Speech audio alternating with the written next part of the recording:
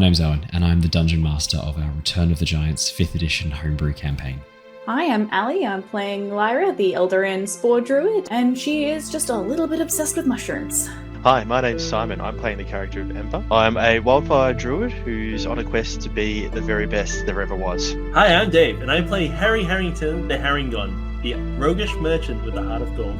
My name is Christian. I'm playing Bartholomew, the romantic dancing Owlin, Paladin of devotion. Hi, my name is Matt, and I'll be playing Niles Silverwind, the Owlin, Way of the Sympathy Monk. Hey guys, I'm Jared. I play the character of Threign, the boisterous frost giant, the Goliath, path of the giant Barbarian.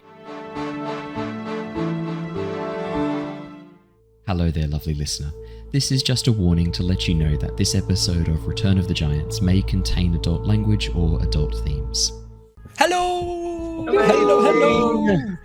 How are you all doing? Welcome back, everybody, to the Lost Archives. It is wonderful to see all of your gorgeous faces once again and to have you come and join us for our Return of the Giants campaign. We had a awesome session last week of Return of the Giants. Unfortunately, we've got to catch a few players up to speed of what happened last session because it was a spicy meatball. I will do that with a full recap very, very shortly. The only fun announcements I have to share tonight, same as it was for Curse of Stroud on Monday night. People seem to be really enjoying the Surviving the Aftermath playthrough, so I will finish the main quest and then I will stop playing that game. So we'll go through and we'll finish the main quest and the DLC quest that I've been doing as well. We'll play through those, finish off the game, and then I think we'll move on to something else. If you have any suggestions for a fun single-player game you'd like me to check out, previous entries include Legend of Zelda, Tears of the Kingdom, The Wandering Village, Surviving the Aftermath, just any random game I kind of feel like playing. Chuck it in the chat or in the YouTube comments. I'll check it out, have a bit of fun playing it. Otherwise, in terms of our multiplayer games, it has been a while since we did a Lost Archives multiplayer game. I am going to organise for a little housewarming kind of treat once I've moved into the new place, a playthrough of Akron, which is that VR game where I'm in VR as a giant tree and everyone else is on their phones playing squirrels, trying to steal my nuts. It sounds like a really weird, odd game. I promise it's one of the most fun games I've ever played in my life, and seeing it from the tree's perspective as these cheeky little squirrels try and attack me is going to be awesome. I believe you can have like 9 people on that, so we can have anyone who wants to come and play jump in and jump out. Even if we're doing it live and you want to jump in and join it, I'll set it up so we can, and maybe we'll do a few Jackbox games as well. I love Patently Stupid so much, and I haven't played it in a long time, but I want to play it again. That's the one where you suggest problems and then you have to invent something to fix the problem that other people have suggested, and you have to draw like a picture and then pitch it as if you're doing it like a Shark Tank pitch. That sounds cool. I love it so much. It's so fun. Like, yeah, the problems you can come up with are great. Unfortunately, Jared is running either a little bit late or is not joining us. I'm not quite sure where he's at. Dave is still away. He won't be joining us tonight's session, so I will keep playing the character of Harry, and I'll play the character of Threign until either Jared joins us or I just kill off Threign as punishment. No, obviously not. Obviously not. But I think we should begin our session. So, the Tempest Adventuring Guild, a name now legendary across the lands of Nostea, have formed a brand new team. Lyra, Niles, Harry, Ember, and Threign are delving deep below the earth into the Underdark, seeking to investigate rumours of stone giants taking over territory and arming for war. Now accompanied by Bartholomew and Owlin, taken prisoner by the Duergar, the team have been searching the Underdark for a deep-known village that their guides had come from. During their journey through the vast network of caverns, the team stumbled across a Myconid colony and sought respite from the many dangers of the Underdark. They soon learned that the Myconid colony was in fact under constant threat, their numbers rapidly dwindling. Most recently, a younger Myconid had been killed by a group of fish-like creatures called Kuatoa. Offering to assist the Myconids by eliminating the threat, the team decided to head out into the surrounding caverns to hunt down these creatures, discovering a hidden cache of notes and research belonging to the Society of Brilliance along the way. Reaching the Kuatoa village, the party interrupted the creatures in the midst of summoning a dark octopus-like monster.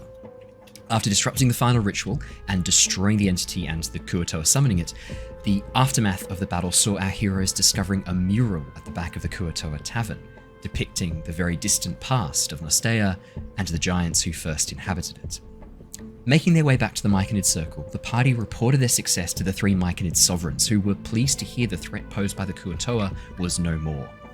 During the course of the discussions, Lyra asked the sovereigns to assist her in understanding the way in which their spores function, which resulted in the revelation that she has some deeper connection to the Myconids than had previously been known.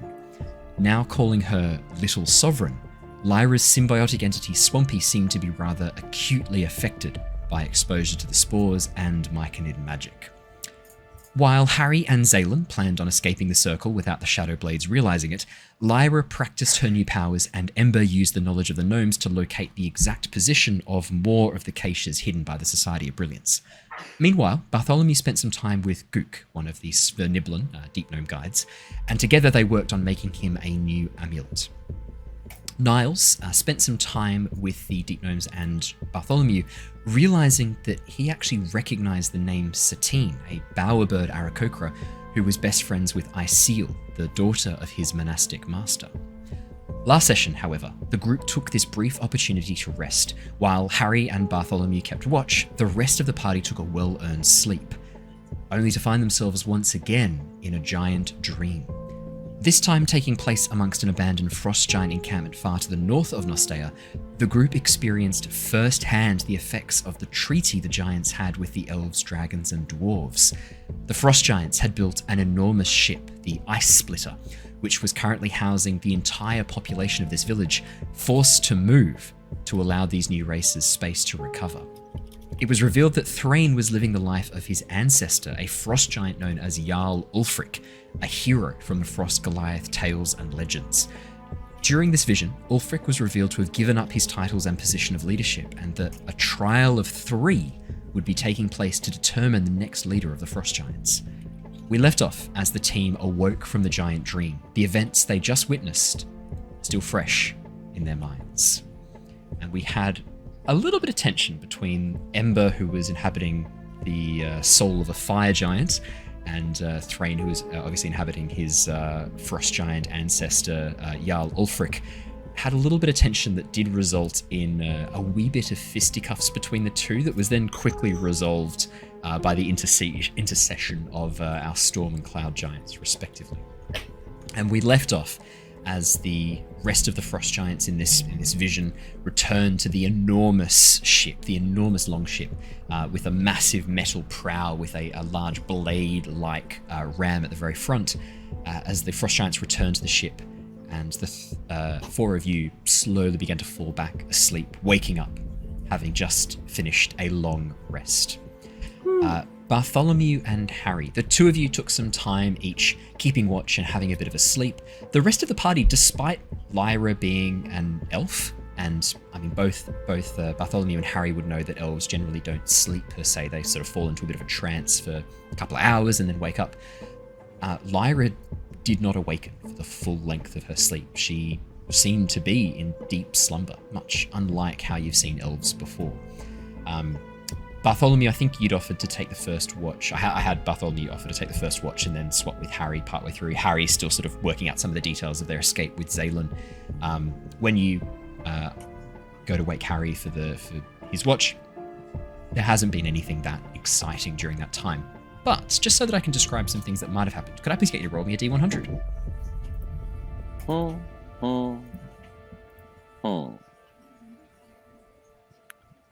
I like how Ali has posted in the chat. Why am I still looking at it? 72.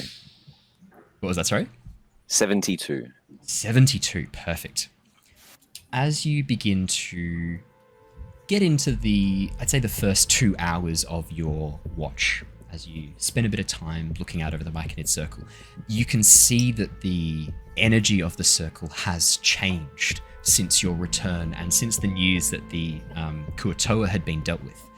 You can see the Myconids are currently in the process of tending to a large collection of spores, almost like rows of spore gardens, planted on what looks like a mixture of decaying vegetable and animal matter. These 3 rows of decomposing remains of animals, some humanoids. From this distance and with the level of putrefaction, hard to say whether they were drow, Durgar, deep gnomes, or other humanoids. Could even be humans per se. Hard to say that the decay has taken such an advanced stage. But you can see them tending to these rows and rows of sprouting, fruiting mushroom bodies. And as you watch, one of the larger circular fruiting bodies that sort of is rising up a bit higher than the others. A slender, thin stalk, quite woody to your appearance, and this pale white, cylindrical, oval-shaped orb above it. You watch as it slowly begins to glow deep within with this pale green light that slowly begins to grow brighter and brighter. And you can see the Myconid is getting more and more excited. As the three sovereigns walk over, you watch as each one of them places a hand upon the outside of this large, almost egg-like mushroom that is growing and starting to glow incredibly brightly around the circle. With a sudden crack, Bartholomew, you watch as the edge of the fruiting body immediately hardens and then splits open, releasing a cloud of these bioluminescent spores that fly up into the air, scattering across these phantom winds as a result of temperature changes and differentials within the vast caverns of the Underdark, catching the spores and slowly moving them out across over the mushroom forest. Emerging from within, you see a three-fingered hand push its way out, grab the edge of this fruiting body, and pull it back as the Myconids all raise their voices in song. A beautiful, haunting melody that seems so full of joy and life. And you watch as a much smaller Myconid pulls itself free of the fruiting body. Yeah. Sorry to interrupt the amazing interaction, because I want to stay in the immersion. How are they singing? I thought they couldn't speak, or is this telepathically? Telepathic, yeah. Okay. The music fills the air, the rapport spores carrying this wordless song. Yeah. This is a massive major nerd reference, but it's like how the Ood in Doctor Who are able to sing telepathically with their minds. Yeah. If you get that reference, you now have to subscribe. Welcome aboard. Okay. So, as you see the on YouTube, you don't have to subscribe on Twitch. It's okay. I know the subscribe button on Twitch costs you money. I meant on YouTube. If it's on Twitch, you have to click follow. As the smaller Myconid pulls itself free from this large egg-like fruiting mushroom body, the sovereigns all reach out their hands, placing it first upon the chest of the smaller Myconid, and then anointing its forehead with these glowing spores, creating this circular symbol with a large line down the very center, forming this almost runic-looking symbol. Bartholomew, I'm going to get you to roll me a religion check, please, to see... religion or arcana, to see if you recognize this symbol. I'm going to do a religion, because that's still always something close with the monastic. They're both a +1, but just information-wise. More than happy for you to pick which one. 14, okay. The symbol tickles your memory. You've seen this before, somewhere. Not the exact symbol, but the flowing lines of it, the overall shape. It almost looks like an elven symbol to your mind. And as you cast your mind back over some of the teachings that you had when you were growing up in the monastery with the Eris theocracy, you do recognize this symbol. It's not the same, but it looks very similar to one of the symbols used to denote Melora, the goddess of the wilds. The wave overhead, and then a spear of ice down the middle. Normally it's then accompanied by wind underneath. It's a very old symbol for Melora, a pictographic symbol, not really used anymore amongst her followers, except for the Meloran orcs of the Floating Isles, who still use the wave symbol, that arched wave, as their symbol for Melora. They have the three wave curve lines on either on their forehead or on their arm in a tattoo as a symbol of Melora. Definitely a connection to the elves. But as you look at it, you realize that the way they've changed it seems to incorporate almost a symbol for the moon, or for night, or for darkness. You're not really sure. Okay. I'm not going to go up and be like, what's that? I need to know. What is that symbol? Just slap their hands away from the baby Myconid. What is this? I'm still sitting on guard of watching at the moment. Harry's having his little nap. I'm just sort of entranced. A bunch of stargazers in the Grand Canyon. I'm sort of just sitting here looking at something that's beautiful. Dream, that's actually, as you bring that up, the way the spores, these bioluminescent spores, drift on the currents, rising up with the hot air from the fermentation and the decomposition of the organic material as the warm air pulls the spores up into the sky, it almost looks like the stars in the night sky. And at that moment, I'd say probably that longing for the surface world maybe rises again a little bit within you. You've been down here for a while. For a moment, you'd forgotten even what the stars looked like at night. This is the closest you've seen. Wow. In weeks. Maybe even longer. It's hard to tell. Day and night don't have a meaning deep below the earth. But it is beautiful. It's stunning. Many young men my age, I'm going to try to ignore my emotions, shove Conceal, them down. don't feel. Yeah. And I'm going to distract myself by turning away from the beautiful look when that thought sort of comes over. And instead, at the start of this long rest, I'll use a spell slot. And I'm just going to bring back Kong Chi from the Fey realm, or wherever Kong Chi comes from. I'm not really sure. While escaping in the Underdark, needing to call upon some form of entity to sort of get out, I'd already lost my wings at that point. Kong Chi was the essence that sort of came when I was starting to learn these paladin powers for the very first time. So I don't really know where Kong Chi comes from. Instead, I would like to imagine very similar with my magic, a glow of white light. And similar to how I jumped on Kong Chi for the very first time, a bit of like a dancing spin where I grab at what is just air and then it turns into hair and saddle and get carried in just a quick circle. And I'll quickly hug Kong Chi's neck and see how she's gone. Kong Chi, as her fox-like ears sort of twitch a little bit, taking in the new sounds, you see her breathe in deeply, taking a first breath as you pull her back out of the spirits. Let's say the spirit wilds, or the spirit realm. Kind of like that idea for Kong Chi. As she nuzzles into you, her fox-like nose and soft red fur along her upper body, as she sort of nuzzles into you, you feel those large elk antlers underneath the fur on her forehead as they sort of like brush up against you. She nudges you strongly and then looks back into the cave, seeing the sleeping forms of your companions lying there.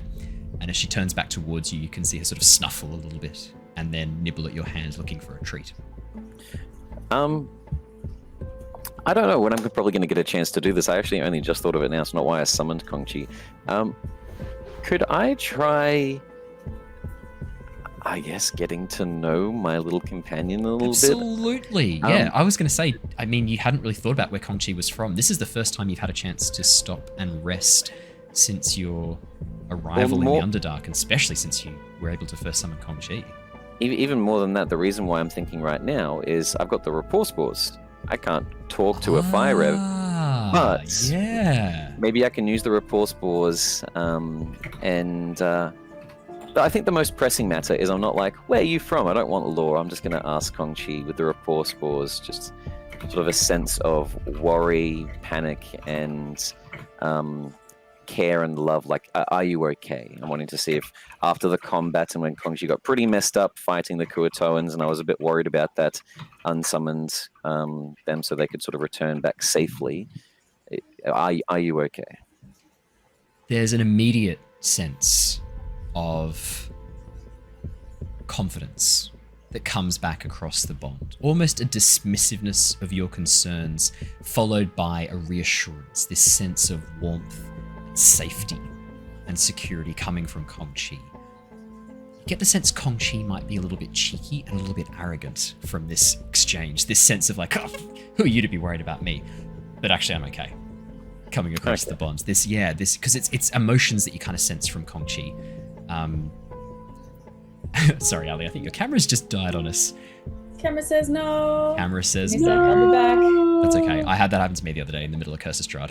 It was great. I was right in the middle of this like horrific description, and then the camera just went. Like, okay. I'll give Kong Chi a little sort of like nuzzle forehead to forehead, and then the same thing I do with my Labrador. I'll give it like a kiss just above the wet nose on like the fur of the arch.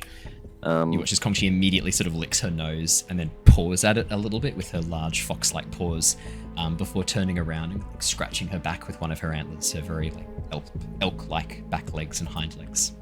And then I might, I guess, I'll go over and try to wake someone up from these rests, and I'll probably go over to Niles. And as I'm sort of waking Niles up, I don't have much, and so the first thing I would probably say is, Niles, you start to wake up from whatever the hell just happened with you guys, even though I'm unaware. Niles, hello. Actually, I'll check. Does he wake? So what you notice, Bartholomew. What you notice, Bartholomew, is as the rest of your companions begin to wake up, there's a sudden, almost like a pulse of light from the gemstones on the backs of their hands. This sudden pulse from these devices, and then simultaneously, all of them wake up quickly, efficiently. No slow return to consciousness. It's almost like they've just suddenly come back. Is the best way to describe it. All suddenly awoken, all at the same time. A little bit spooky. I'm gonna reach for the great sword at my waist. Hey guys, you all good? Niles, what day is it? Who am I? You're Bartholomew. But what a strange. Niles looks down at the hand and goes, and I kind of glance over at Ember and Lyra and and Threign and go, did we just, was that another one of the dream giant visions that we had? That or a coincidental simultaneous possession. I'll put the sword back down. I had forgotten that was a thing. I just did a quick history check. Oh, that's right. Crap, did I miss out on that? Yeah, I think you might have, Bart. Were all of you there? Is mine maybe just broken? Harry wasn't there either. Harry looks at his hand and goes, "Oh yeah, I was keeping watch with you. You weren't really paying me attention though, so I just sort of did my own thing." I guess if we're awake, it doesn't work then. Well, that sucks. I've been really interested in it. I was hoping that it might. I don't know. This all feels very similar to, like I said, the temple and the relics that we have. Okay, yeah, sure. So did you see that weird code dude again? No, we saw frost giants. Beautiful frost giants. Threign interrupts, looking very, very pleased. You missed Ember being an absolute badass. Oh. When I first woke up, I probably would have tried to go over to Threign and not maybe playfully, but knock him in the face. How hard are you knocking him in the face? I need to know if dice need to be rolled or not. No, okay. Not that hard. I would have, if I'd seen him still rubbing his face to wake up or something, I would have gone up and just tried to, give him the start of a noogie, like a fist against the... Yeah, exactly. I was wondering if as he goes to get up and pushes his arms up, you just kick one of his arms out so he falls to the side. It's like what you do to a younger sibling, basically, right? Or an older sibling, or just a sibling. Pretty much. Well, I was going to ask Niles, or I guess anyone, just for some food for my girl here. I'll sort of stroke her side, but this seems more. I guess. Are we still leaving to Blindenstone? Does this change things? As far as I'm aware, the plan is still the same. Still got a job to do. Of course. Dream did not change plans significantly. Just made me know frost giant superiority. Threign steps in. I see. I'll look over at Harry. I'm insight check to make sure he's not lying to me and the Tempest Guild aren't just setting me up. That's fair. Yeah, Harry is definitely someone who you should be rolling insight checks against more. Because he said he's the only one that didn't sleep, and honestly, in Bartholomew's mind, he was trusting everyone, and then they're all just synchronized, wake up. that's absolutely shit. Please roll an insight check against Harry. Obviously, Dave's not here, so I'll play Harry. I'm not going to roll a deception 7 because he's not lying. 7's not great though. Yeah. Gosh. Harry is a tough little bunny to read. Obviously, like, you're used to reading Aarakocra and Owlin faces, the beaks, the way the eyes sort of move. You're not used to watching the mouth and the nose for signs of deception. You're used to watching the eyes, right? Because that's what you can see in an Owlin and Aarakocra. Or looking for feathers rising and falling around the neck as they tense up. Much easier to spot deception or tension or that stress in a bird if you look for those signs. Harry, it's a bit different with Harry. You're not quite sure what it is that gives Harry away when he's lying. You have seen him occasionally twitch his nose, but he doesn't seem to be doing that now. And he certainly doesn't have it. His hackles aren't raised, and his eyes aren't darting around all over the place. If anything, his bright, warm brown eyes are turned upon you with a little bit of a smile. You can see the beginning of his buck teeth just pushing through his lips as he looks at you and goes, "Oh, sorry to have missed out on that one. Maybe we'll get the next one, Bart." Oh, I'm going British again. Sorry, let me get the New Zealand accent again. Sorry. It's I don't know what it is. I used to be really good at the New Zealand accent, and now I've lost it. It's probably playing with every Josh time you play him, just watch a quick episode of The Boys, and no, not The Boys. I was thinking the Mighty Boosh or Flight of the Conchords would do it. That would do it. Flight of the Conchords would be the easiest one, or that New Zealand ad. The Lord of the Rings ad that I love so much that I could watch again and again and again. The flight safety ad. I could always watch that. That's hey, good. Oh yeah, nah, feeling pretty good. I had a lovely sleep and then I took over a bit of the watch, but I didn't see any dreams. Sorry, Bart. Look, with the bad insight check, just in case things have changed, with Harry, who's been having weird talks with the drow, with everyone just synchronized waking up, I'm just going to do a quick one of my 5 divine senses and see if anything's changed with the party.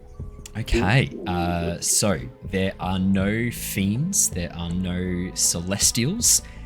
You also get Fae and Undead with divine sense, correct? No. That's detect good and evil. Sorry, this one's a bit more basic. We did it last time as well. Celestials, fiends, or undead, and then otherwise detecting the Hallow spell, and then otherwise good or evil. So I don't really feel like there's going to be any hallowed. It's more so just checking that no one's alignment has changed. They're not all suddenly like evil at the moment or something like that. No significant changes that you can see. If anything, at the moment, it looks like Threign is leaning towards neutral lawful. Oh, that's the only change that you can see. That's a good sign, I guess. Yeah. Oh, okay, good. Well, I guess we're still heading to Blindenstone. The Myconids were doing some stuff while you were asleep, but it honestly just looked like I think we've helped. It's a good thing. I guess. Ember and Niles, both of you, when we spoke to the Swift Nerblin, you're right. Letting things happen how they need to be sometimes. I guess being a bit more of friendly and heroic rather than leader. I guess it's all sort of the same. This is all very new to me, but they were making more of them. And I don't know if any of you had noticed, but I'd seen that their numbers seemed to be dwindling quite a bit from the abodes that they had. But there was some babies that, Harry, you haven't stolen from yet. I don't steal from babies unless they've got good stuff that they don't deserve that I want. Well, they're dead, apparently. They don't need it anymore, do they? But that's marvelous, Bart. I was just having a look. I wasn't stealing. I jest, Harry. I jest. But yeah, no, Niles, everything, they seem to be growing again, which is nice. Excellent. Well, I think that we've done some good work here then, by the sounds of it. I don't know if it was maybe our contribution. It may have happened already, but if they're feeling strong enough and more confident, then I'm sure that could be something that would be helping them with regrow their numbers, perhaps. Well, I guess now is what's the plan, everyone? Are we just heading in a straight line? I know that the Swift Nerblin were planning on leading us. Is there anything else? Dream still need to have a sleep, because has he gone down He's had yet? a sleep. Since... Yeah. I'll swap it. Say he had first. So he had second watch and Harry had first watch. So easy done. Sweet. I think the plan still stands. We head to the Swift Nerblin village, and perhaps on the way there, I think we might have spotted or might have identified where one of these caches might be as well. Perhaps we could check that out on the way. We should definitely let our drow friend know that we're going first, because I think they were planning on she sort of drops to a very quiet whisper in case of anyone overhearing again. But I think today they had a plan to sort of use our leaving as a bit of a red herring for anyone that might be watching them as they head to the surface. Zaylin wants me to go with her and keep her safe, and we'll have her look like you, Lyra, and then we'll have you, Lyra, look like... It all works out. We've got a plan. You watch as Harry nods. That was a simultaneous Hoot Brothers. I like that a lot. I know that. We're both just like Questions, Harry. Questions, my friend. Niles, I don't know about you, Hoot. My thoughts are, Harry? How are you going to catch back up with us? How will you know where we are? Oh, it's all right. I'm pretty good at tracking. I've got a keen nose. You're pretty good at tracking. That's very casual of you to say in the Underdark. That is rather casual of you. Especially traveling by yourself. Here, do you mind plucking out a hair? I may be able to use this weird new powers I have. You want me to pull out some of my hairs? What about a whisker? Would a whisker do? That's fine. Only if it doesn't hurt. Oh, jeez, okay. As he rubs his snout. Yeah, that hurt way more than I thought it would. That was far more painful. You go, here's a whisker. You better treasure that because I'm not getting another one out. I know what it's like with the feathers around your face. You can be a bit sensitive. Oh, actually, with the thoughts of not wanting to lose him and seeing everyone just go like weird Children of the Corn with their their gems. Can I close my eyes and try feeling the other people's gems? Absolutely, yeah. As you close your eyes, Bartholomew, focus in on the gemstone embedded in the back of your claw. You can feel that soft pulse, almost like a tiny heartbeat coming from it. Could I get you to please roll me a D100, please? D100, otherwise known as the Dundred, which is also my favorite nickname for it. 21. As you focus, you feel only the lone heartbeat from the gemstone in your hand. You're not sure if you even could reach out with it. This technology is so new to you. You've barely begun to scratch I don't even know if it does this. I'm just. Yeah. I'll let everyone keep discussing as the Tempest Guild starts to, because I'm the newbie here as they decide. Hang on, before you go any further, Lyra, you need to say that out loud. If you do this, you need to say it out loud because that is amazing. So just to fuck with him, she's in a bit of a cheeky mood since she woke up after that dream. While he's got his eyes closed, using shape water, she's just gonna run some cold water down the back of his neck. I take it back. Bartholomew, what you feel at first is that tiny heartbeat, followed by literal ice running down your feathers. Oh my god. Oh shit, okay. Don't try that again. And then a wetness spreading across your clothes, robes, and soaking through your back. Not that much water, okay. Just enough that it's Oh, okay. Just you feel but it's not got to be a fair bit to get through a dense plumage of our feathers. Our feathers are slightly waterproof. Especially snowy out. You run them backwards. Okay, in that case, you feel a hand run backwards up your head, and then cold water on the back of your neck. That's scary. Bart isn't going to say anything as I did just a quick wisdom. He doesn't realize what's happening here at the moment, and it's kind of a bit embarrassed. His underwear's wet, so he's just going to be sitting there quiet, like, okay. It's not that much water, as Ali said, but yeah, I mean, the back of your neck is wet. It's soaked with sweat, maybe? Whatever this connection was, it was intense. It must have been. You puffed out, your chest tightened, you felt your heart rate increase, and suddenly you got all of this water on the back of your neck. You must have been. Look, it wasn't what I was expecting. Yeah. But I'm just going to sit here quiet, trying to work out what the hell that just was. I was also just going to sit quiet as I was trying to focus in on everyone, but I'm just a bit shocked of maybe I did something. What did I just do? Am I a frost giant like Threign? Lyra, by the ocean. How sneaky was Lyra doing this? I want to see if Niles noticed this. You're welcome to make a stealth check, but I don't know how possible it is to do this without at least some of you noticing. Yeah, I was gonna say, because is shape water verbal, semantic? What is that? That's a 6 on stealth. I'm gonna say everyone knows this is directly behind me. She's just water bending. You hear this as Lyra uncorks the decanter of endless water. You watch her go, Aqua Augmentis. She pulls it out and then flourishes around her head, and then, like, looking around, slowly crouches down, and you watch as she's like wiggling her fingers. You watch as the water slowly snakes across and then runs backwards up the back of Bartholomew's neck into the under section of his feathers, past the downy soft feathers underneath his flight feathers.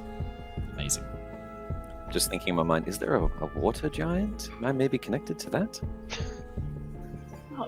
You know, we're not in the ice, it's not sub-zero outside, so it's probably just the frost from the frost giants melting. That sounds right to me. Threign nods, smiling, quite enjoying this moment of brevity.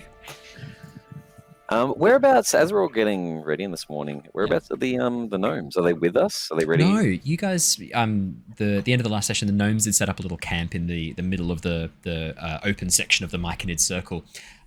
But when it was sort of discussed where you would spend the night, it was decided that one of the empty caves in the cave wall at the very back of the Myconid Circle would probably be a better spot to set up, just in case of any dramas. And given the Sverniblin looked quite comfortable, the deep gnomes looked very, very comfortable where they were, you guys opted not to disrupt them and bother them while they were setting up camp. And so you came over and set up your camp in here. But from where you're located, I mean, you can see them packing up their stuff, getting ready. You can see Gook rolling up the bedroll, Gobbledy sort of getting supplies and stuffing them in the satchel. Yeah, I mean, looking like they're ready to go. Noose sort of like shaking his head a little bit as he looks up at the glowing spores, forming almost like a star map across the cavern ceiling above. Okay. As everyone's getting ready, I'll ask Niles to go for a little bit of a walk. Do you want to go and grab the Swift Noblin? Yeah, of course, yes. Awesome. And something I want to talk to him as we get a bit, I guess, away from the group. You don't know this, but Niles also wants to talk. And I guess the rest of the group will just be like packing up and getting ready. Well, I'll get to Ember and Lyra once you guys have had a chat, because I mean, Lyra, you've just Bartholomew has just told you a baby Myconid was born, and the air is now filled with a star field of glowing spores. She's definitely interested in that. Something's going on with those sovereigns. Something interesting. So we'll get to you two in a minute. Let's jump back to Bartholomew and Niles for a moment. So yeah, as the two of you begin to walk down, I mean, it's a quick, easy walk, but if you take your time, you got a bit of privacy. As we get like about halfway, I will just stop walking. I know this is awkward. It was mentioned, awkward for me, I guess. A little embarrassed. It was mentioned briefly, but it feels like maybe I should have like a CV with me or something. How does one join the Tempest Guild or your group? As such, if someone were to be interested and I had a friend that I wanted to mention this to. It's okay, Bart. You speak freely. It's no problem. If you are interested in joining the Tempest Guild, the person to speak to is, well, Mira did the interview for us. She's a very prominent leader in the Tempest Guild. But there are others whose names escape me at this very current time. But okay. The main reason I know it may be easy. At first, it was just a thought of wanting to follow in Father's footsteps. With the work he already does with diplomacy across Nostea, I figured the Tempest Guild, if they're as famous as you're saying, stopping Tiamat's re-emergence, I would love to be a part of that and connect Eris with the Tempest Guild. But it feels more than that now. I really respect you and Ember. I feel like you could teach me quite a lot. Not Lyra, though. Just you. Certainly not Harry or Threign. It's such a unique group, and I don't know why I sort of just feel drawn to you as well. Very trusting. Yeah, I don't know. Well, I'm sure Azure might be able to help induct you into the Tempest Guild, along with Mira, of course. If we can get to the surface and head to Oxenfurt, would be able to. I'm sure I could make an arrangement. the Tempest Guild would be most welcome to have you among their ranks. I'm sure Mira would appreciate having another individual such as yourself from the Eris Theocracy. Would be a great boon to the guild. But actually, on that, Bart, I was meaning to talk to you as well. Actually, this is also equally a little bit awkward. But no, I was just reminiscing, thinking about home and thinking about my time in the monastery. You've mentioned Satine a few times. Obviously, you and her are quite close. Satine, do you know her? How do you know her? I believe that Satine had a friend. She used to come. They used to play around in the monastery when they were young. Does Iseal ring a bell to you at all? Bartholomew. As far as I'm aware, no. But Owen? Absolutely, it does. Yeah. I mean, you didn't have much to do with Iseal, who was a bit more of I believe from my memory, a raven-looking Aarakocra, if my mind serves me correctly. She was a very close friend of Satine when they were younger, much younger. She and Satine spent a lot of time together. Iseal was the daughter of one of the monastery masters, who particularly sort of focused on combat training, I'd say would be the best way to describe it, like the advanced forms of martial arts. And while Satine never really sort of followed in Iseal's footsteps, Iseal obviously definitely very keen on studying martial arts, they still remained close even up until you would have last met with her. Your relationship with Iseal would have been fairly distant. I was going to say, I instantly want to shape it rather than being goody two-shoes. I would like it to be that sort of a throuple, best friends and then a boyfriend, and like the I was about to say, like, the best friend telling the boyfriend, the girlfriend, like, I don't know if he's good for you, out of like jealousy or something, and me doing the same. Iseal, yes. You're never sure how much she said, but there always was a bit of you that wasn't sure if Iseal, like, she certainly never made an effort to try and spend time with you and Satine together, definitely, and so in turn, you did the same. Like, she's a winged person, of questionable. Do you like her or not? I don't know which way I should be taking this conversation. Well, she was my master's daughter, so yes, I am partial to her. She was lovely. I would say, Niles, like, Iseal was kind of like a sister to you, which meant that, like, she could be lovely, she could be a massive pain in the ass. Like, it's a sibling relationship the two of you had, which means that it was full of all the color and the complexities that a sibling relationship often has. There were times where you got along really well. There were times where, like, particularly when you were doing better than her in martial arts, like whenever you were gaining the favor of her father, she was not your best friend anymore.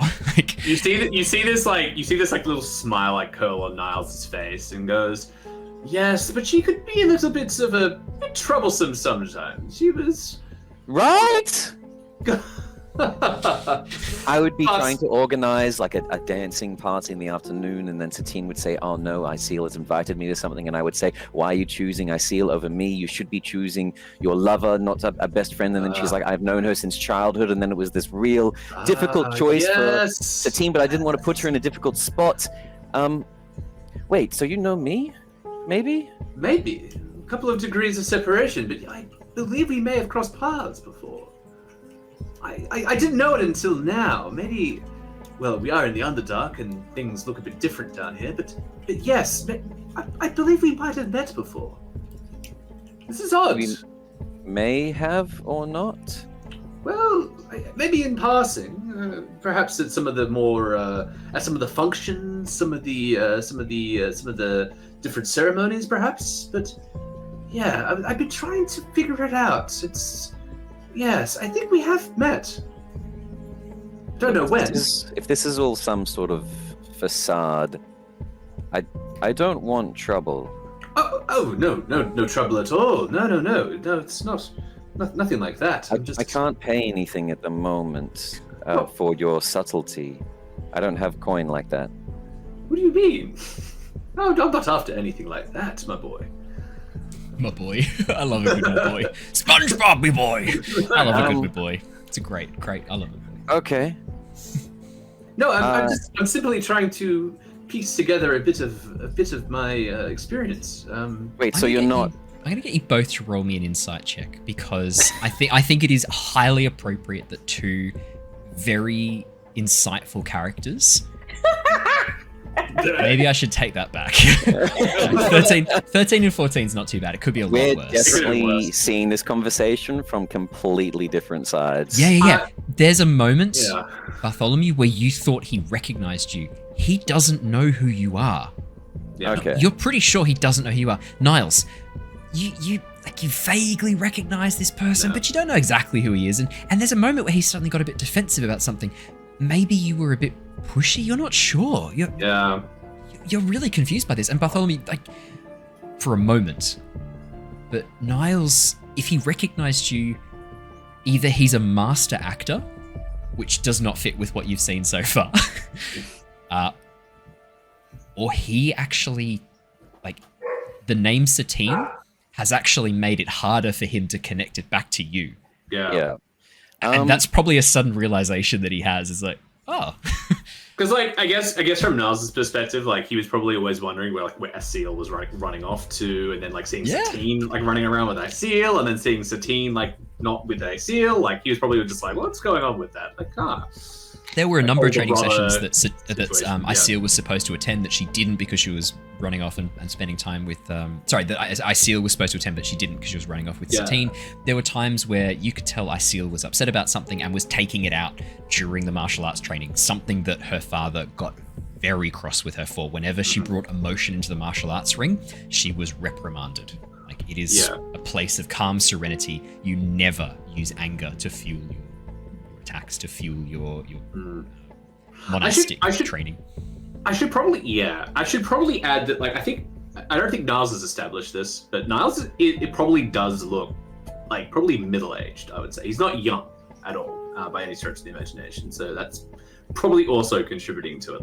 Slightly different circles, you were not a child when you came to the Eris monastery for training. You were a bit older than most.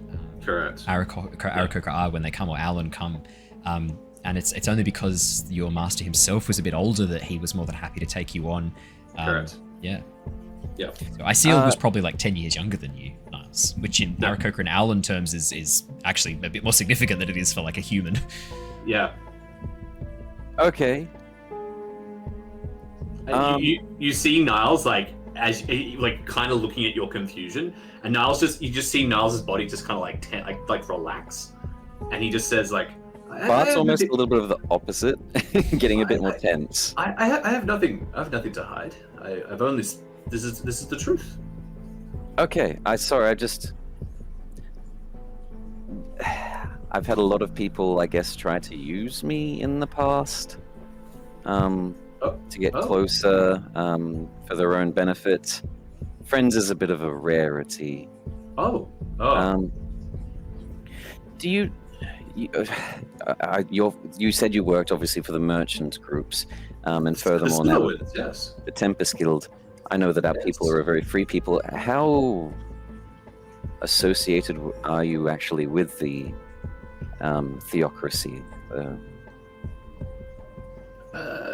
As much as the Silverwinds are associated with the theocracy, I've been in the. I was recently, more recently, being involved with the Tempest Guild. I was under the employ of the Silverwind family and followed their customs and traditions, which was to train in the monastic way, as the Silverwinds have for generations. Surely you've heard of the Silverwinds. I have. No, I have. That was my. Look, you just said you have nothing to hide. I do.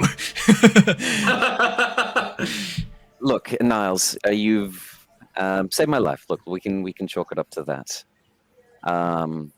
I'm the son of Wu, obviously the Liang clan. The letter part, maybe titles, not something you're used to. The Zishi. At that mention, what has gone through Niles' head at this mention? Yeah, I mean, as Bartholomew says this, of course you've seen him before. I've taken a step back. That's as well, where by the way. you've seen him before. You've never Yeah. met him. You would not be interacting with the Zishi or any of the upper priesthood in the Eris theocracy. Not face to face, not talking to them. But you have seen him. You remember a particularly beautiful festival that took place on the new moon, maybe a couple of years back, maybe even a little bit more, maybe like 8 years ago, where the son of the current Zishi did a performance, a beautiful dance, along with a number of the other performers that worked for the temple and that were part of the upper echelon of the temple. It was stunning, absolutely breathtaking. I think at this mention, I think Niles' face just he's just shocked at this revelation and then I immediately just bow because I don't know what else to do. No, please. Okay, well I guess that's better than. I'm terribly sorry, young master. I should have recognized you sooner. Of course. Quickly step back up. Stand up. I don't want this. I'm sorry. I just. Look, I'm not even first in line anyway. That's Alphonse. Okay, still... I am 5 chalks down the ladder. The reason I didn't mention anything like this was I was worried that maybe, look, the Tempest Guild, you all, even as heroic as you look from outsiders' perspectives, everyone is the hero of their own story. Freedom fighters are seen as terrorists by some people. I was worried that maybe you were hired by the Duragar or the Stone Giants to bring me back. You look like mercenaries from an outside perspective. I don't know why, if I'm of importance or if they wanted me back. I don't know why I was taken from Eris in the first place. I don't know a lot of things. And back in my childhood, I would have a lot of monks, similar to yourself, who would want to climb up the ladder by getting in good books. There was a lot of reasons, I guess. You get what I'm saying. Of course, and I understand that you would obviously naturally be quite guarded about this. Yes, no, there's nothing like that. I've always been a fan of the Tempest Guilds since leaving the monastery and traveling on business with the Silverwinds. I'd heard of their exploits, and I used to pay people in taverns to hear about their exploits. I would be hanging on the edge of my seat, listening about their quests and their latest adventures, and learning about these amazing individuals. Eventually, I just wished to join them and assist and hopefully broker a stronger connection between the Silverwinds and the Tempest Guild for the future. Much as what I believe you might want to do with the broader theocracy, which is far more than what I could have hoped for. I am but a simple man, a simple Owlin. What you offer would be incredible. I guess so. It's why. It's actually something Lyra had mentioned for why I was worried about bringing this up as well. Like a third pain point, other than you guys taking me back to whoever wanted me gone, or you simply being some sort of fanatic to the theocracy. Some people can be a bit too crazy, but she mentioned why hasn't people come looking for me? Little did she know, with parents as important as mine, they should easily have the funds to find me. So that is a good point, actually. I know that sounds arrogant, that sounds really bad, but if my parents run a nation, they would have the resources to track me down. Do they just not want me? Whoa. No. I'm sure there are other reasons, but rest assured, Bart, you're in good hands now. We will get you out of here. I mark my words. Okay. I still want to join. Of course. The Tempest Guilds. Yes, of course. I've always wanted to explore. Ever since someone that I met in my youth, Jura. But look. I guess it's nice to get that off my chest. It feels a bit better.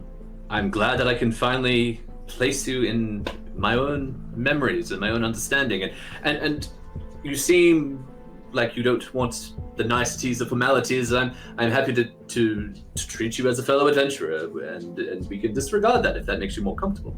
No, other than my skill in the traditional dancing, that was the only thing I could really do to make Father proud. Everything else, I was a little bit of a runt-in, wanting to explore, being one of those. So, I have questions. This is more for the DM. Hello. Owen.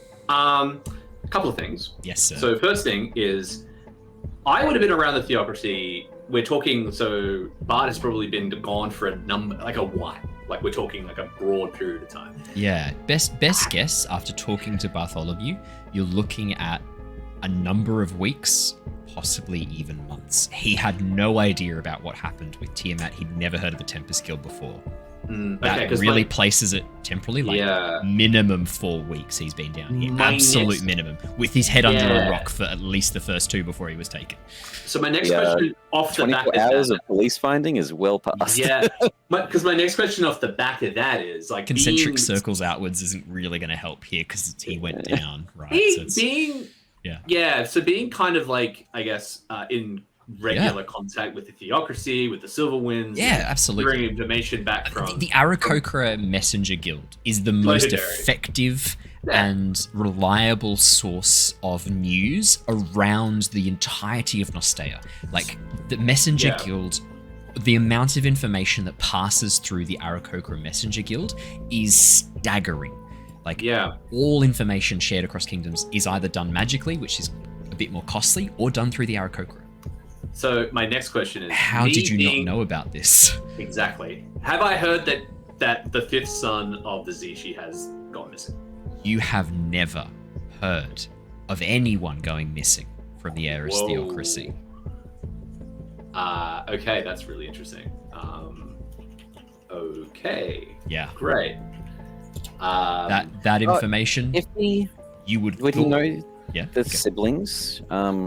He might not be able to name all of them, but if you put them in a lineup, Niles will be able to pick out at least a few of them. Like, definitely Alphonse, the son of the Zishi, 100% Niles will be able to pick out. I mean, is he the first son? First son, yeah. Well, no, the reason I mention that is Bart isn't the youngest. No. He's the runt, but he's not the... I don't think Niles wouldn't have been able to name you Bartholomew.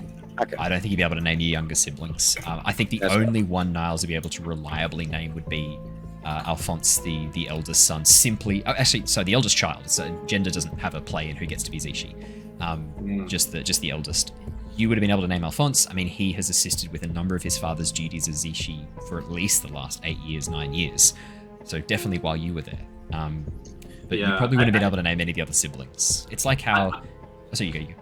No, I was just going to say, I guess that sort of shapes my reaction probably a little bit more than probably what I led on initially. As obviously Bart reveals his connection to the theocracy, I'm shocked, but I'm also very confused. I sort of like turn and say,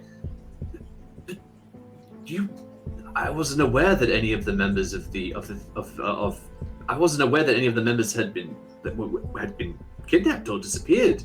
It hasn't made any news to us, and this is the first I've heard of it. Yeah, cool. This doesn't seem right. This doesn't seem normal. The Zishi wouldn't. No, not at all. Niles. Another question. Oh, okay, yeah. Go the question first. I was going to ask for something, but I'll do the question first. What? Like, as a layman, as a lay owl. I'm a lay owl, right? Like I'm trained. That's a great name for a band. If you make a band on that, you got to give me some profit. Lay owl is a great name for it. Oh, Wake Owl is a band I already know. Never mind, carry on. That's cool. No, but I was gonna say, like, what's my opinion of the Zishi, right? Does he seem like a cool owl? Not very good owl. That's a great question, Niles. I'm happy to give you. Sentiment, right? Yeah, I'm happy to let Niles be the one to shape that. Maybe through the lens of your training with your master. Your older master probably did have respect for the position of Zishi, but didn't have much respect for the individual priests per se. And it wasn't necessarily a personal thing of like, I don't like this person or this person. It was more like the position is this sacred tradition that we've passed on since our time in the plane of air, but no one really is worthy enough to live up to the station itself. And like our Owl and Bird are fallible and are unable to live up to the lofty goals. We do our best, but really only those who fully embrace an understanding of the way of air, which he believed could only be done through careful and prolonged study of the martial art forms. He believed that was the only way. And for a very long time, the Zishi haven't been the head of the martial arts division as what they used to, but it's now become just the religious position. And so the specific martial arts employed by the Aarakocra and Owlin has kind of fallen a bit out of favor, and it's taken on this much more theocratical, bureaucratical style position, which your family has benefited from. I mean, the Silverwind family, through the Messenger Guild, through your work as traders, you've benefited greatly from this. Your family has anyway. But it probably would have been an interesting experience coming in as a young lad with expectations of how things were from your family, and then getting a completely different worldview. Almost like you went to uni, right? Like you went away to uni and you got a whole bunch of radical opinions and you became a socialist. Basically. So like very mixed feelings about this. Obviously, having studied them. It's completely up to Niles how you want to feel about this, whether or not you defaulted back to your family's beliefs, whether or not your travels and your time away tempered your original indoctrination and you formed your own adult opinion on it by yourself. Completely up to Niles. Yeah. Niles, I think at this point Niles just looks confused. Yeah. You probably don't have many personal opinions about the Zishi, simply because the only times you've seen him are when he has done speeches from across an entire like amphitheater style open area in the castle. Like really, you've only ever heard him as a speaker, and he is a good public speaker. No one could fault him on that. He is an excellent speaker, excellent control of a crowd when he's talking to them. And I mean, his policies that he's put in place and the changes he's put in have allowed the Eris theocracy to become a theocracy, when before it was, long ago, your master told you it was much more of a spiritualistic, simple understanding and connection with your heritage, and now it's become this bureaucratic creature that's sort of grown out of control, would have been your master's opinion. So it's up to you, those two extremes, where Niles wants to fall. Okay, great. I guess at this point Niles is just confused. He's just taking this information, like kind of like really like of all the people, like how did you end up here? How did this happen? There's a lot of good people in the mines. I'm no better than anyone else, but when Lyra mentioned that, it was actually the first time that I thought, why hasn't someone come? Especially if there's famous adventurers like you guys that fought Tiamat. Finding a boy in the Underdark shouldn't be that hard of a task. And there's like the Tempest Guilds, they're the newest adventuring guilds to sort of come out of Oxenfurt. There's an entire league of at least 9 or 10 different teams that have been around for years. Some of them around for decades. There's mercenaries in every city that you can recruit. Adventurers, pathfinders. Yeah. I don't know, but I'm so confused. I'm sure the theocracy would have sent someone to find you if they'd known that you'd been captured and taken to the Underdark. That doesn't seem right. But to not hear any information of your disappearance, for them to not make it public knowledge. Like I'm not sure. It was just food for thought when Lyra had mentioned it, and I guess a third reason I didn't want to make this about me. Third reason for why I was just abrasive against letting all of you know who I am. That's why I went under the alias of Dream for so long as well. There's a lot of reasons not to trust down in the Underdark. I understand. I understand your need for your reasoning for being probably a little bit more cautious with who you let this information fall into. But I think the only way forward here is to get you out of here and to find out the truth. I'm sure the Tempest Guild can assist. This is not something that is known, and I'm sure the Tempest Guild would, if we had known that this was the predicament you were in, we would have surely have come to your aid sooner, or anyone really. But I have questions. I have a lot of thinking to do. But rest assured, you're in safe hands, Bart. We will look after you. No, thank you. I still want to find Satine, so no matter what, even if of course. I don't want to go back to the family, I'll be going back to the Heiress City at some point in time. And I guess all of you might be as well. From the sounds of it, the Heiress City at least is one of the areas with a fairly good astrological study area, or the stars, and I don't know, but that mosaic that we saw seems to have something coming around the planet. Maybe we could find out more from the high peaks of Eris. Indeed, yes, of course, yes. I think this sounds good. And to find Satine when we return to the surface would be imperative. I hope that your absence hasn't caused any issues for her, and I hope she's okay. Yes, I wonder what's happening with her at the moment, because I had taken her under my wing, so to speak, with all the problems that were occurring with her family and my family. It was like another reason I was a runt, taking a woman of low station, but she is a beautiful and amazing woman. Anyway, we should get the Swift Noblin. I just really wanted to ask if I could join the Tempest Guild. This turned into much more than I was anticipating. No, I'm sorry. It was my memory is making sense and putting a face to the name. I had been wanting to talk to you about this. It's been good as well for me to get this off my chest as well. Okay.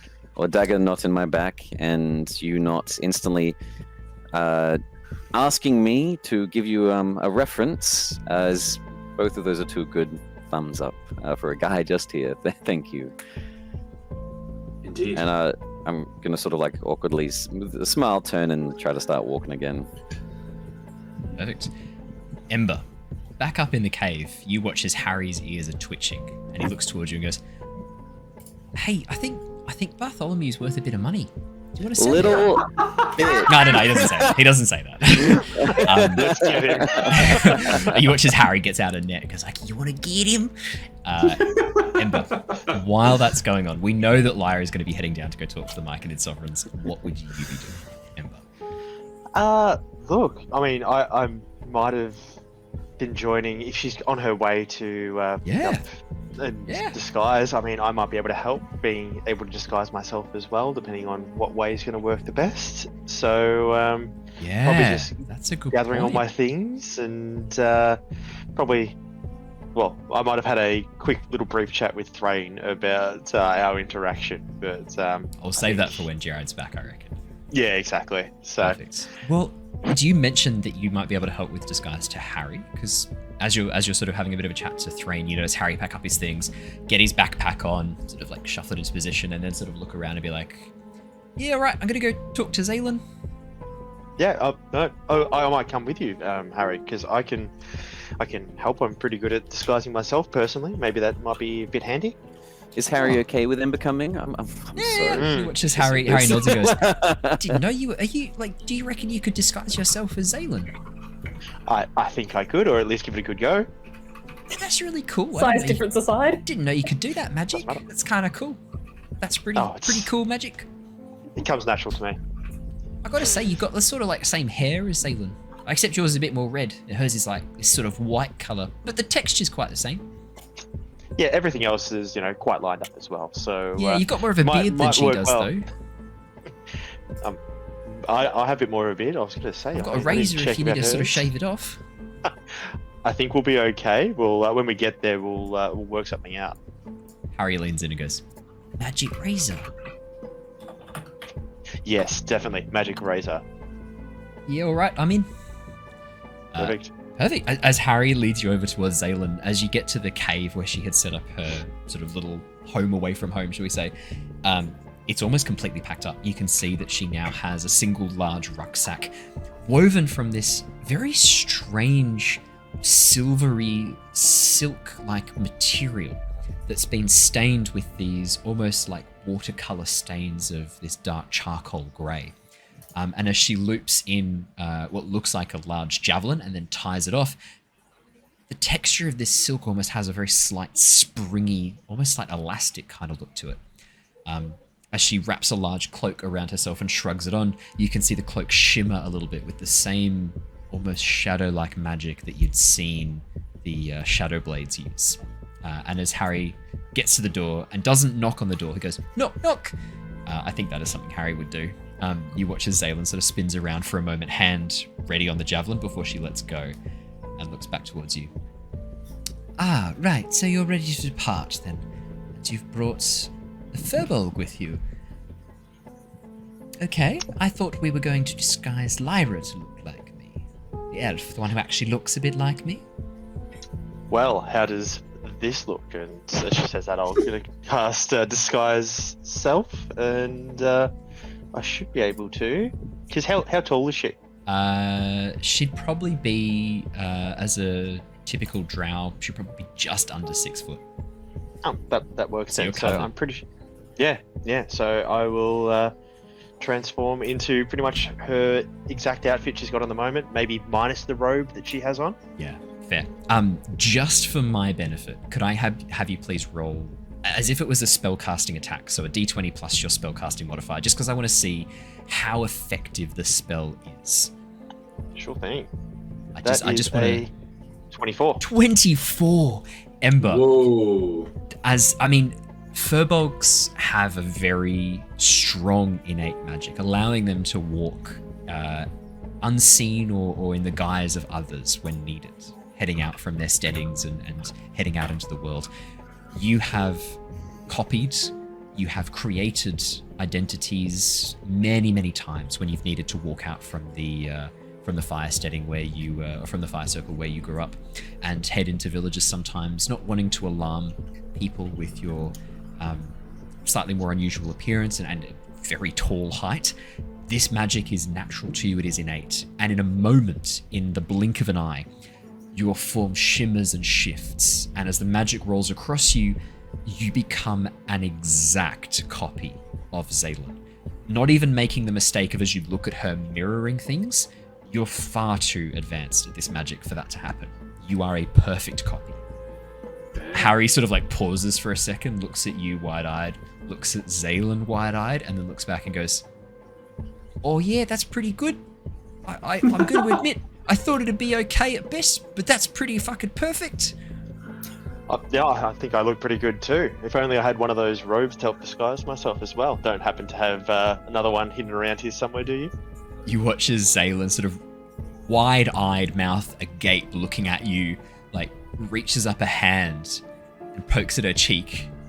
Oh yeah, as you copy her, for podcast listeners, Simon copies her exactly, as Ember copies her movements exactly. That is very odd. And I'm going to say something I very rarely say to others. That is impressive magic, Firbolg.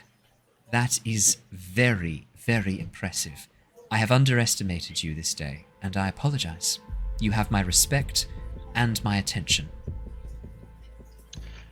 I feel like I almost need to do an insight check at that. I don't know if she's... Insight check? Of course you can do an insight check. You can always do an insight check. Let's see. Of course you can do an insight check. Of course you can. I 100% believe her. Natural 1. Natural 1! Total of 4. Ember. Wow. Ember. Maybe it's because you look like her, but she really respects you now. I was going to say, like, I'm pretty happy, chuffed with that comment. I puff her chest out, like, just sitting there being like, yes, no, I did quite well, didn't I? I like how you sort of use one of Ember's mannerisms while disguised as her, which kind of looks a bit ridiculous and ungainly for a moment. With a natural 1, that kind of pays off a bit. Like, you put your hands on your hips and stick your chest out, which, I mean, for a Firbolg is impressive in a moment of incredible stature. For this, like, 5'9" dark elf, very lithe, very slender, it doesn't quite have the same effect. She sort of like, you imitate her standing at it. She sort of like clicks her tongue for a moment and goes, that is very bizarre. It's like, look, I know what it is. It's freaking me out. I was going to say it's like looking in a mirror, but it's not. You haven't mirrored anything. It feels wrong. It's really But that it what my looks so what my right. face looks like. Is that what you say? Yes. Nice. She nods and goes, well, I was going to say this was a bit of a long shot, but Now I'm not so sure. I don't think I could have spotted. I don't think they're going to be able to tell which one's me and which one's you. So, your question about the cloak. Mm-hmm. You wouldn't happen to have another one lying around or something to help me? I mean, I'm trying to help protect you, and I think they would know that you would also be wearing one of these robes. This robe was woven from phase spider silk in the light of the dark amethyst of Loth herself. This robe is priceless. I do not have a spare, but it is known that I carry this. I was hoping to use this to help disguise myself and help myself pass unseen in the companionship of your bunny friend here. Make me a persuasion check, Ember. Okay.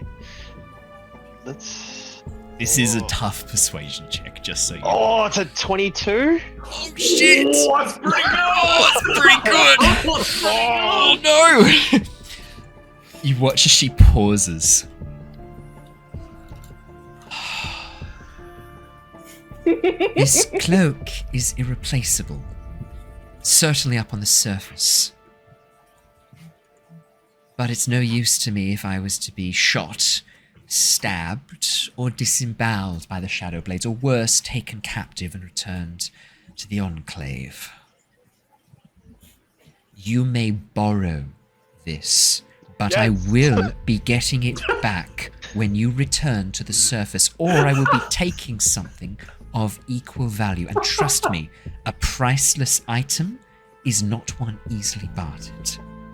Understood? Just, I think for a second I'd be thinking through my head, what do I have that is priceless? And be like, no, everything I have is pretty darn common. But I just think it's hilarious that like when she's got you can have the cloak, but I want it back. And I'm just imagining Ember still as her, just being like, yay! I'm just imagining that the first time I put it on, I cast a fire attack and it just burns. It melts. She did say it was woven from phase spider silk. If there's something you know about spider silk, it's that it's not the best when it comes to flame retardation, shall we say. No, but thank you very much. No, this is not a gift. You will not thank me for this. This is not a gift. You are borrowing this until I can get it back off you, and you are doing so only so that I am not killed. Let's hope I'm not killed as well while wearing it, actually. Well, the plan that we discussed, that Harry and I discussed, was the second you step outside the circle, you need to, whatever direction you're heading, you mentioned something about some deep gnome village, whatever. When you make your way down the road, you need to make sure you're in the center of the group, the rest of the group clustered around you. Mm-hmm. When you've walked for at least an hour, you need to stop, settle yourselves, look like you're setting up camp, and then pretend to fall asleep. At that point, once they enter the camp, obviously you need to be able to be on guard and prepare for them. Once they start entering the camp, you need to drop the disguise. Okay, I can definitely do that. How long can you hold this disguise for? Well, I was going to say, I think I've only got a short period of time. I think I need to get on my way then. How long is a short period of time? I need to know this. This is vital. Oh, look, probably about an hour. So, I think... Okay, we need to go. Grab the robe, chuck it on, look at myself. Could you not have mentioned this before you activated the magic? Well, you told Harry the plan, not me. Anyway, I thought he would mention it to you. Why didn't you tell your companions, Rabbit? As she turns towards Harry, watches Harry shrugs and goes, didn't have a moment. They were having a kip. Right, well, thanks, Harry. I will be on my way. We'll go let everyone know the plan, and hopefully you can get away safely. You watch as she unclips the cloak, rolls it up, folds it, and with great reluctance, slowly hands it over to you. Immense reticence as she as you go to take it, she holds onto it for just a moment longer and then lets go, pulling her fingers back, which she sort of clenches as she looks down. I better not regret this, Firbolg, because you will regret it a lot more. Don't worry, and if something happens to it, I'm sure Harry can cover it. And as I say that, I'm going to run out the door. As you go to sprint out the door, you hear, "Hey, wait!" And then there's a sudden thump, and you hear a "Oh no!" from Harry inside the room, followed by a moment of silence. Oh, no. All right. Well, I'm going to head towards where I know Bart and Niles are, because I'm not sure if Lyra's done yet. Yeah, so we'll jump over to Lyra really quickly. Lyra, as Ember and Harry head off to go talk to Zaylin, Threign sort of sits there for a moment, gives you a bit of a nod and a smile, and continues packing up his stuff, dousing the fire, generally seeming very kind of pleased, reflecting on the dream that you had in the form of giants. As you leave Threign to finish packing up his stuff, he's a bit distracted, taking a bit of his time. You watch as he attempts to roll the bedroll 3 or 4 times before he actually looks at what he's doing. As you make your way down towards the Myconid Circle, you can see that this small Myconid that has just hatched from this large sort of egg-like fungus is slowly moving around. Seems like whatever this ceremony, I guess is the word, whatever this ceremony was, it does seem like it has come to an end, and the Myconids are welcoming the newest member. You can hear, the best way to describe this is almost like a song in your mind, carrying voices all singing in unison, this 12, 13, 18 part harmony, beautiful, flowing, no structure to it, seemingly flowing from movement to movement, and it's beautiful. It is joyous. It is almost the opposite of the song you heard the Myconids singing when you first entered, that mournful melody, having lost one of their own. This is joyous and full of life and hope. And as you move closer to it, you hear a voice, an unfamiliar voice, join in the chorus. From within you, Swampy adds their voice to the harmony, and you can feel it resonating in your chest. And as this new voice enters the song falters for a moment, the other Myconids pausing. The 3 sovereigns are the only ones who carry on the song. And then one by one, each of the Myconids join in. But the very first is the new young Myconid. As the 3 sovereigns turn towards you and step forwards, you watch as, again, speaking all in unison, that very sort of strange overlapping voices. Little sovereign, it is good you add your voice to the tune, to the chorus of the sovereigns. Yeah, honestly, all Swampy, but if I'd learned the song, I'd definitely be glad to join in. And not really knowing the song or even probably the tune, It she sort of wants to all sort of taking send place out, in your mind, yeah. yeah, some good vibes, like just like a happy, joyful, sort of just welcome feeling towards sort of the new Myconid. Like, Feel your joy we feel reflected in our hearts and spores sing. New life has come to the grove, to the circle. has it been a while since there's been a new one? It has been long, so long since a new voice joins the chorus. We have lost many voices, but today another rises in the song. How come it's been a while since you've added to your numbers? I mean, are there specific requirements, or is it just limited by the availability of your sports, or? It is hard to explain. But our life, our song is tied to our state, to our growth. Underneath the circle, beneath the rocks and ground, the mother mycelium grows strong again. When our song falters, when our song falls, it falls in turn. I see that. Well, I mean, if you ever need a hand, I guess, in strengthening up the mother mycelium, or if anything's attacking it, you know who to call, I guess. Ooh, also, and I guess she sort of pushes Tim in front of her. It's like, look what happened! Your first spore servant, carries your spores well. It serves you well. May it grow and serve you long. And then probably just thinking to herself, she's like, wait a minute, like, because they gave her like sort of the spores that we were planning on doing, like, you know, with like a hook core or something that we found. I'm like, that wasn't all of the spores, was it? Do you ask them that? Yeah, just in a general way. You created this alone. Our touch is not upon this. This is yours alone. Cool. Yeah, well, wow. Little sovereign. It has been an age since we welcomed another to the circle. The only circle of 3. But we could be more. A circle of 4, if you wish to stay. To stay, a place would be yours.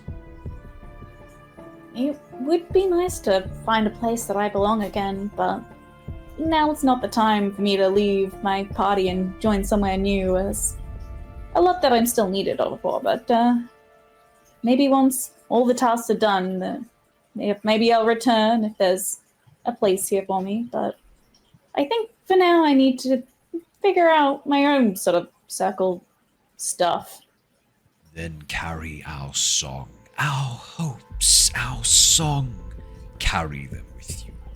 And when you make your own circle, a circle you grow, think of us. We shall be in your dreams, in the dreams of the spores. I'll carry your song close to my heart.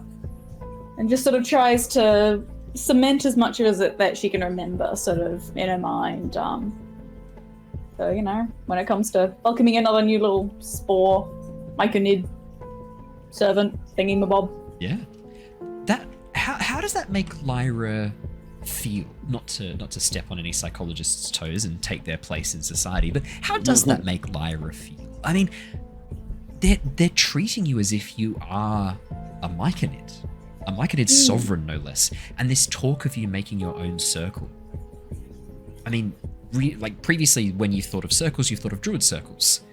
I would say, like, obviously you were part of the Moon Druids for a very, very long time before your trip to the Feywilds. Your unplanned vacation in the Feywilds sort of added you to a new, more exclusive club of Druids.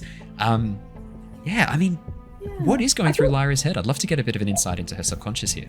For Lyra, I think she's actually probably definitely feeling wanted. Like, sort of throughout her life, it's sort of been with the Corey stuff, it's sort of been, you know, she sort of took someone on else because, you know, she needed to. Like, it was very much a convenience, like, as much as she liked having Shana there. Yeah. And, like, it kind of was a choice, but it also kind of was an expectation, I think, for her. And then, you know, with the Druid Circle, you know, she gets locked away for 600 years. Everyone that she knows is pretty much dead. Like, joins up with this new guild. Are now Sneeple.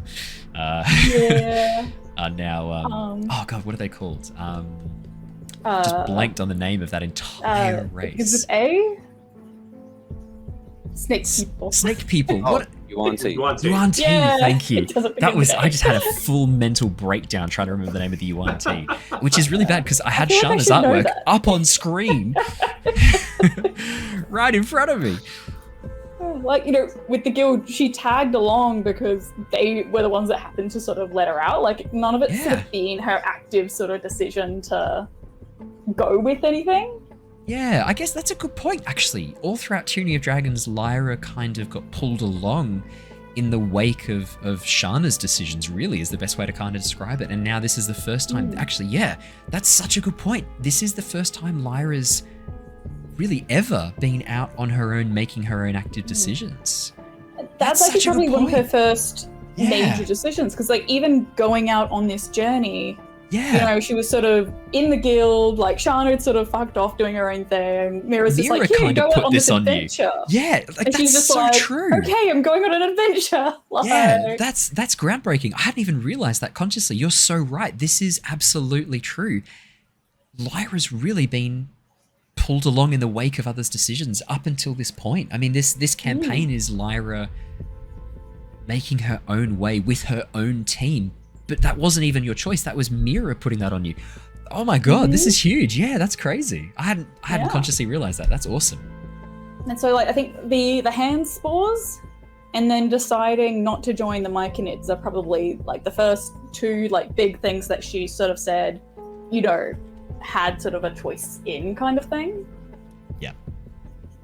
But yeah, so I think it's probably a bit of a realization to her, sort of deciding to continue sort of journeying with like her teammates, like not so much out of obligation, but out of I choose to sort of see this through and then go from whatever happens after that kind of deal. Yeah, I getcha. That's really cool. Is there any other questions you had of the Myconids? I think you were about to jump into something when they offered you the place in the circle, so let's jump back to Lyra's. I absolutely can't remember what it is. You were just about to. That's okay. You were just about to ask about, I think, the spores lighting up the ceiling, because you like pointed up and went like about, and then we got sidetracked. So I think that's what you were going to go into. Yeah. So it's like just sort of pointing out. It's like that's to do. Is that because of the new Myconid, or is the Myconid because of that? They are tied, linked together. Our joy creates these spores, the lights of the dark. These are our hopes, our will made manifest, to float in the phantom breeze, the phantom winds of the dark, in the hopes that other Myconids, other circles may see them and find hope too. They're beautiful, and yeah, they do seem hopeful. Are they just here, or I mean, like, do they appear in other circles? Are they kind of like dream spores? Like they appear in their dreams? These spores are created when a circle feels hope, feels joy beyond any other. They are rare these days. Rare since the time of the... Sorry, I almost blanked on that. Rare since the time of the Twilight Woods. Our songs... The Twilight Woods? Twilight Woods. Forest of the Fae. Oh. Place of endless twilight, where spores grew freely. Our songs sing that was once our home, before we drifted through the gaps, the cracks in the walls of reality itself. Oh, I mean, it must feel hopeful to see them again. I mean, do you expect to see more of them? I mean, there's, you know, other than those Kuatolas and stuff, like, is there anything else that is a danger to you guys here at the present? There's always danger to the circle. Danger all around. But now we focus on the light. We feel the warmth of hope again. For now we are safe. Safe we are for now. And there's plenty to be hopeful about. I mean, even if it's not just us, there's lots of people around down here and up on the surface that are kind of, well, at least they try to be bringers of hope, to help people and just try and sort of spread it around. Have you seen these spores before? On the surface, these lights? Not on the surface, but Owen, would she have seen them when she was in the Feywilds? I'm going to get you to roll me a history check, please, Lyra. Ooh, famously her strong suit. Famously her strong suit. Famously. Watch it be a nat 20 and fucking 18. It was a nat 19. On. Nat 19. That's pretty good. It's pretty good. Lyra, you have seen these before. And that name, the Twilight Woods, that rings a bell. Definitely. The region of the Feywilds where you spent most of your time learning this fungal magic was sometimes referred to as the Forest of Twilight or the Forest of Gloom. an eternal, unchanging forest, perpetually in the crossover between day and night. The soft glow of the sunset on the horizon, the dark midnight opposite, bathing this in a almost violet orange glow coming from either end, the violet from night and the orange of sun. Those spores, you do remember seeing them drifting through the air. You probably mistook them for fireflies. Not in as great a number as there are here, but you have seen them before. Were they sort of always there, like just sort of very loosely scattered, or is just every now and then, I'd say maybe once or twice during your time there. Again, time is very hard to keep track of in the Feywilds, especially in a place of unchanging day and night, right? Much like it is in the Underground, it's very hard to keep track of time. Lyra's not sure how long she was in the Feywild for. From the perspective of the party who tried to rescue you and did eventually do so, I think it was only a week or so in game time. I think like 2 weeks it ended up being. 2 weeks, yeah. But for Lyra, it felt a lot longer. It felt months, possibly, yeah. Like it was a long time that you felt like you were there. In that whole time, you saw these twice. Yeah, I think I have. You remember how I was telling you how I spent a little bit of time in the Feywilds, right? Well, the Twilight Woods or the Gloomy Woods, or the name kind of escapes me, but no, that's perfect. I did see the Fae would have lights. multiple names for the same place. It's absolutely spot on that in any given moment, the Fae could refer to like the same location by 4 or 5 different names depending on their mood. That is such a Fae thing to do. Gloomy Woods is now Just a canon thing they call it. Well. Yeah, 100%. Like that's the Fae. Yeah, absolutely. Yeah, once or twice, and not in a very high concentration, but I think I definitely saw them. So there's hope outside of here. There's hope still in the Feywilds. Our circle lives on in our home.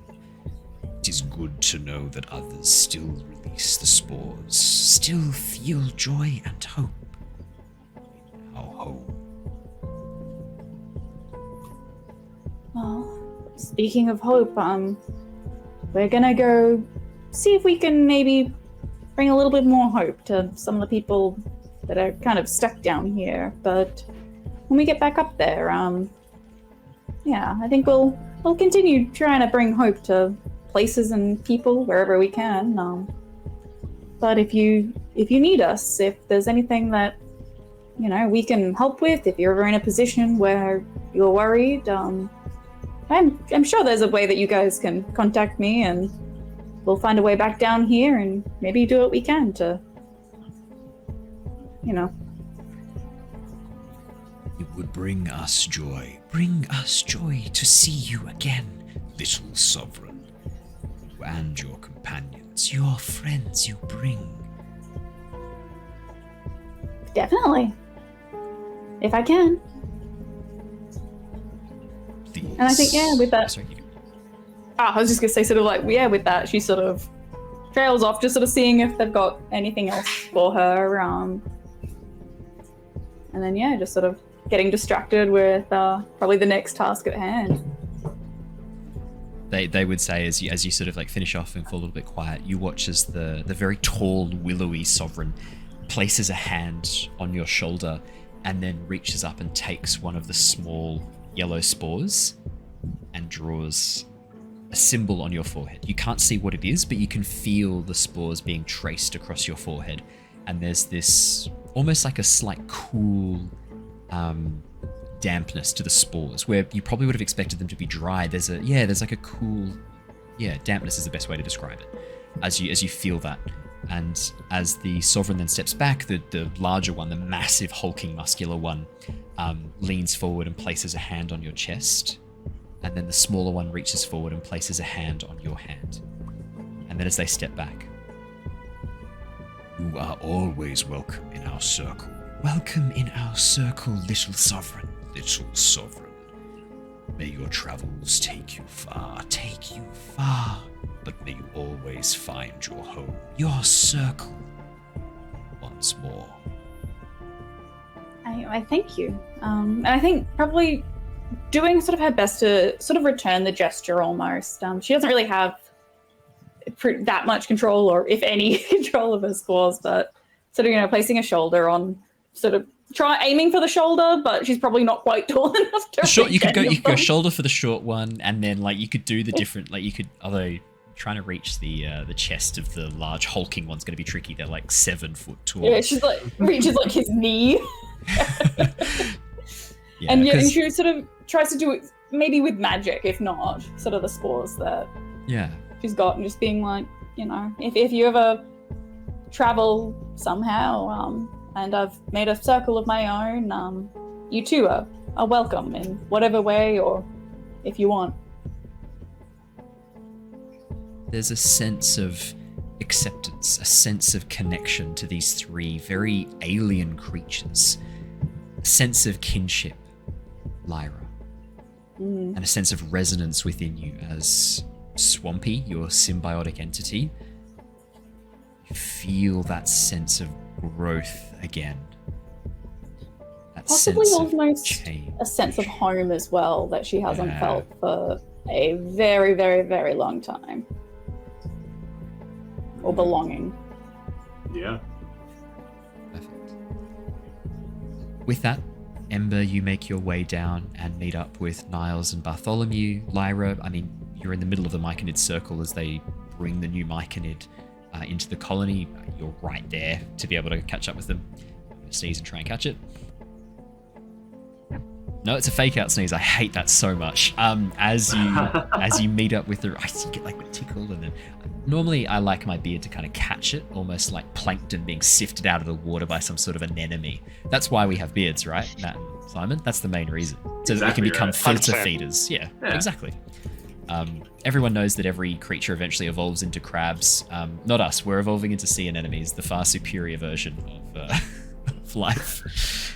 Because it's carcinization is the word to describe things evolving into crabs. Maybe there is there. Yeah. There's super quick aside. 100% in the fossil record, unrelated creatures have evolved into crabs no less than like 8 or 9 times, independently, with no genetic similarity whatsoever. They've just evolved into the crab shape, and there's no genes the same, but they just keep making crabs because it's a really efficient body structure. And it's so common in the fossil record, it's been given the name, I think it's carcinization, which doesn't sound like it should apply to that, but I'm pretty sure that is the word. So you're saying give things a long enough time and we'll turn into crabs? It looks like any arthropod that lives in the ocean, if you give it enough time, evolves into a crab. I can confirm that with my ex. Crabs are brutal. Happy Valentine's Day! Happy Valentine's Day. We didn't do a Valentine's Day special. Although I guess in a way, like this episode kind of has been about relationships. On a very deep and fundamental level, this has been a lot about relationships. So there you go. I guess we did do a Valentine's Day special. Just much more complex relationships than the standard one that Hallmark tries to push on us to sell us cards. Too real. As all of you meet back up again from that brief detour, as you all meet back up again in the Myconid Circle, Threign having packed his bag once again and heading down to join you, you all come together. As you do, all of you would notice a symbol drawn on Lyra's head in these glowing soft green spores. Bartholomew, this looks very similar to the symbol they drew on the young Myconid. The one that looked like the Maloran Orcs? Yeah, again, like that. Some similarities between the Maloran Orcs, but rather than the curve and then the line, Lyra's is 2 curves interlocking, forming what almost looks like 2 half moons intersecting one another. Giant butt on her forehead. But overlapping, so it forms a circle in the middle. Thank you. An overlapping butt. Thank you. Yeah. Imagine 2 cheeks intersecting, almost like 2 halves of a Venn diagram, but like 2 semicircles to form it is the best way to describe it. I could live draw it if we need that, but I'm scared now. I'm just going to draw it. But it feels inevitable at this stage. Niles will notice it, but sorry, and then a horizontal line through the middle. Sorry. She's been super super intertached with the Myconid, so that makes sense. She grew a fucking creature out of her back.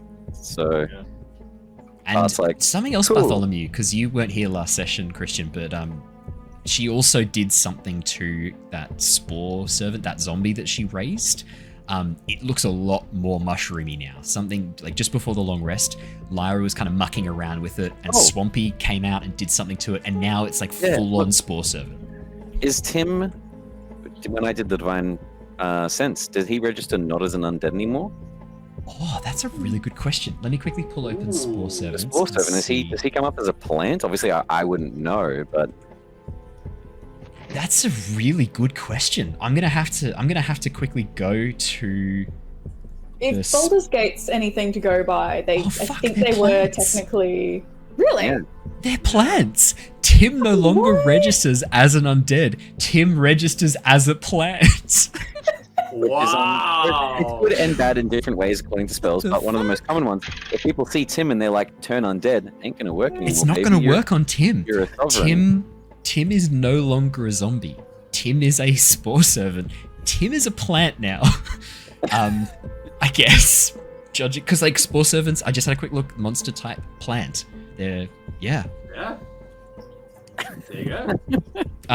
I'll have to send you the stat block for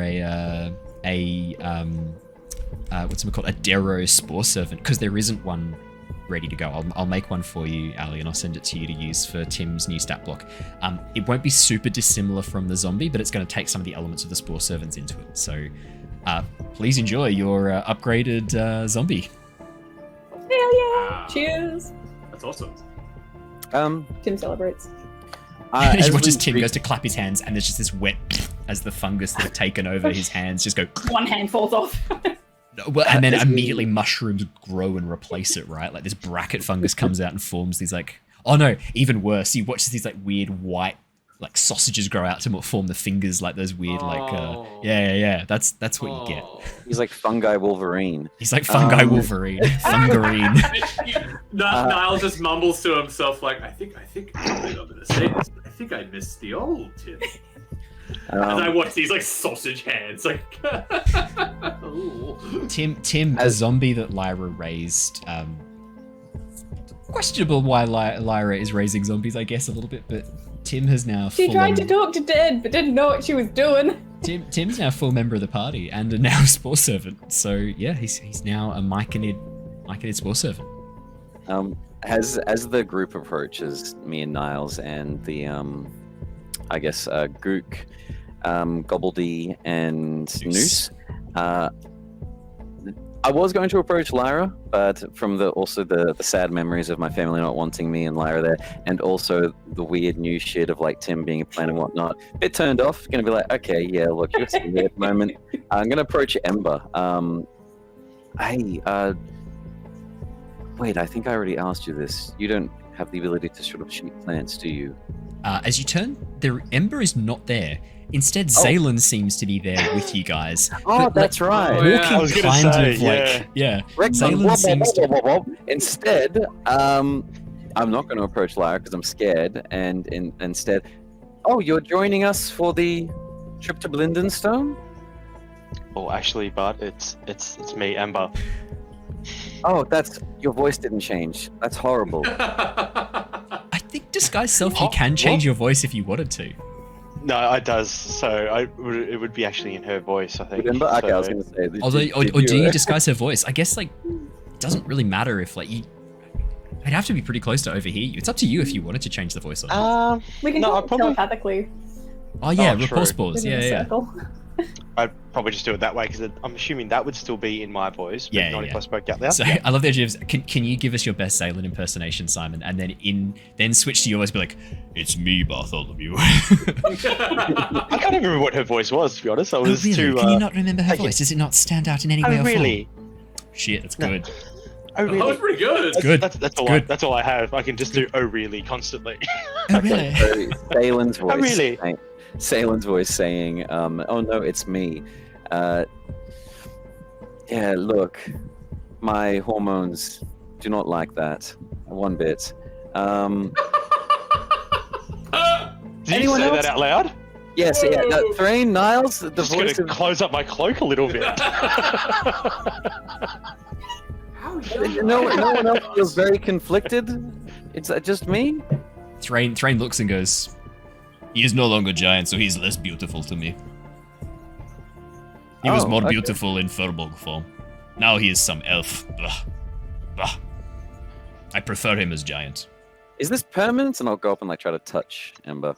Well, no, actually, I think we need to start moving. So we got about an hour, and we have to start going now. So if you guys do want to talk, I'm going to try and round you up and do as I was instructed, and kind of get everyone moving while I'm walking in the center or center. Is this going to be one of those situations where it's you're leaving the party and you're like, it's time to go, but then you spend 45 minutes leaving the party. The long goodbye.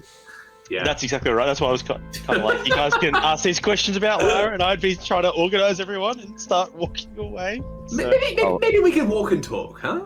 That's a great plan, Niles. I'll jump onto Hong Kong Chi and start trotting out towards the front gate, I guess. As you go to start moving, Bartholomew, you hear a bit of a, and you look down and you see Gook looking up at you. The older Svefniblin gives you a bit of a look, looks at your mount, looks back at you and goes, our legs are a bit short. It's a long walk to Blindenstone. You walked here, though, correct? We crawled for part of it on account of the horrific poisoning. So that we can get the warning to the surface that all was not well. Why don't you take turns? Surely Threign can have one on each shoulder as well. Threign sort of looks down and goes, it is nothing to carry these tiny people. Here. Okay, perfect. Well, how about this? I'll take Gobbledy. Gobbledy was the female one. Artificer, yeah. Oh, not artificer. I shouldn't say she's an artificer, but she's seemed to be a keen jeweler. Yeah. Yeah. I'll take Gobbledy and Threign. You can carry the other two. It's no small task. I could take all 3 easy, maybe 4 or 5. Reaches down, picks up Noose and Gook, who are both like, whoa, wait a minute, and puts them on his shoulder. And as they sort of settle in, they go, actually, this. There you go. You don't have to walk, and if combat starts, you can be thrown just like last time. Remember that when you decided to be lazy. And I'm gonna turn with Gobbledy. as you sort of say that, turn away. Noose sort of gets himself comfy into Threin's massive bear skin cloak that he has around his neck, and goes like, this is pretty comfy actually. What? I know we were a bit delirious last time on account of the horrific poisoning, as we mentioned, but I could get used to this. Where'd you get this furry cloak from? We could make a tent out of this, and then have a rug and a bed for 8 or 9 people. This is from Dire Bear. You would not want to meet one. It is a scary beast. Only bravest and strongest Goliaths can kill. If you happen to get a spare, then do you want to bring it down to Blindenstone, and I'll be really grateful. There's an awkward pause, and Threign starts walking off. You can hear Noosa be like, I reckon if we pitch this right, Gook, I reckon he'll barter for it. On the back of Threign. As you all begin making your way out of the Myconid Circle, you watch as the Myconids who are moving around all turn towards you. The Spore Servants continuing on their tasks, the massive Spore Hook Horror guarding the gate, not paying you any mind. But the rest of the Myconids all turn towards you, and you feel this sense of sorrow, but not a deep sorrow, more a gentle sorrow in the goodbye, a farewell. But that hope is still there. That sense of joy throughout the Myconid Circle, and a sense of a rebirth for the circle. Lyra sends back. Yeah. Oh, sorry. Oh, she sends back not so much sort of trying to counter the sorrow of the goodbye, and it's just not goodbye, just see you later. Yeah, okay. That is a complex feeling to encapsulate in a single emotional state.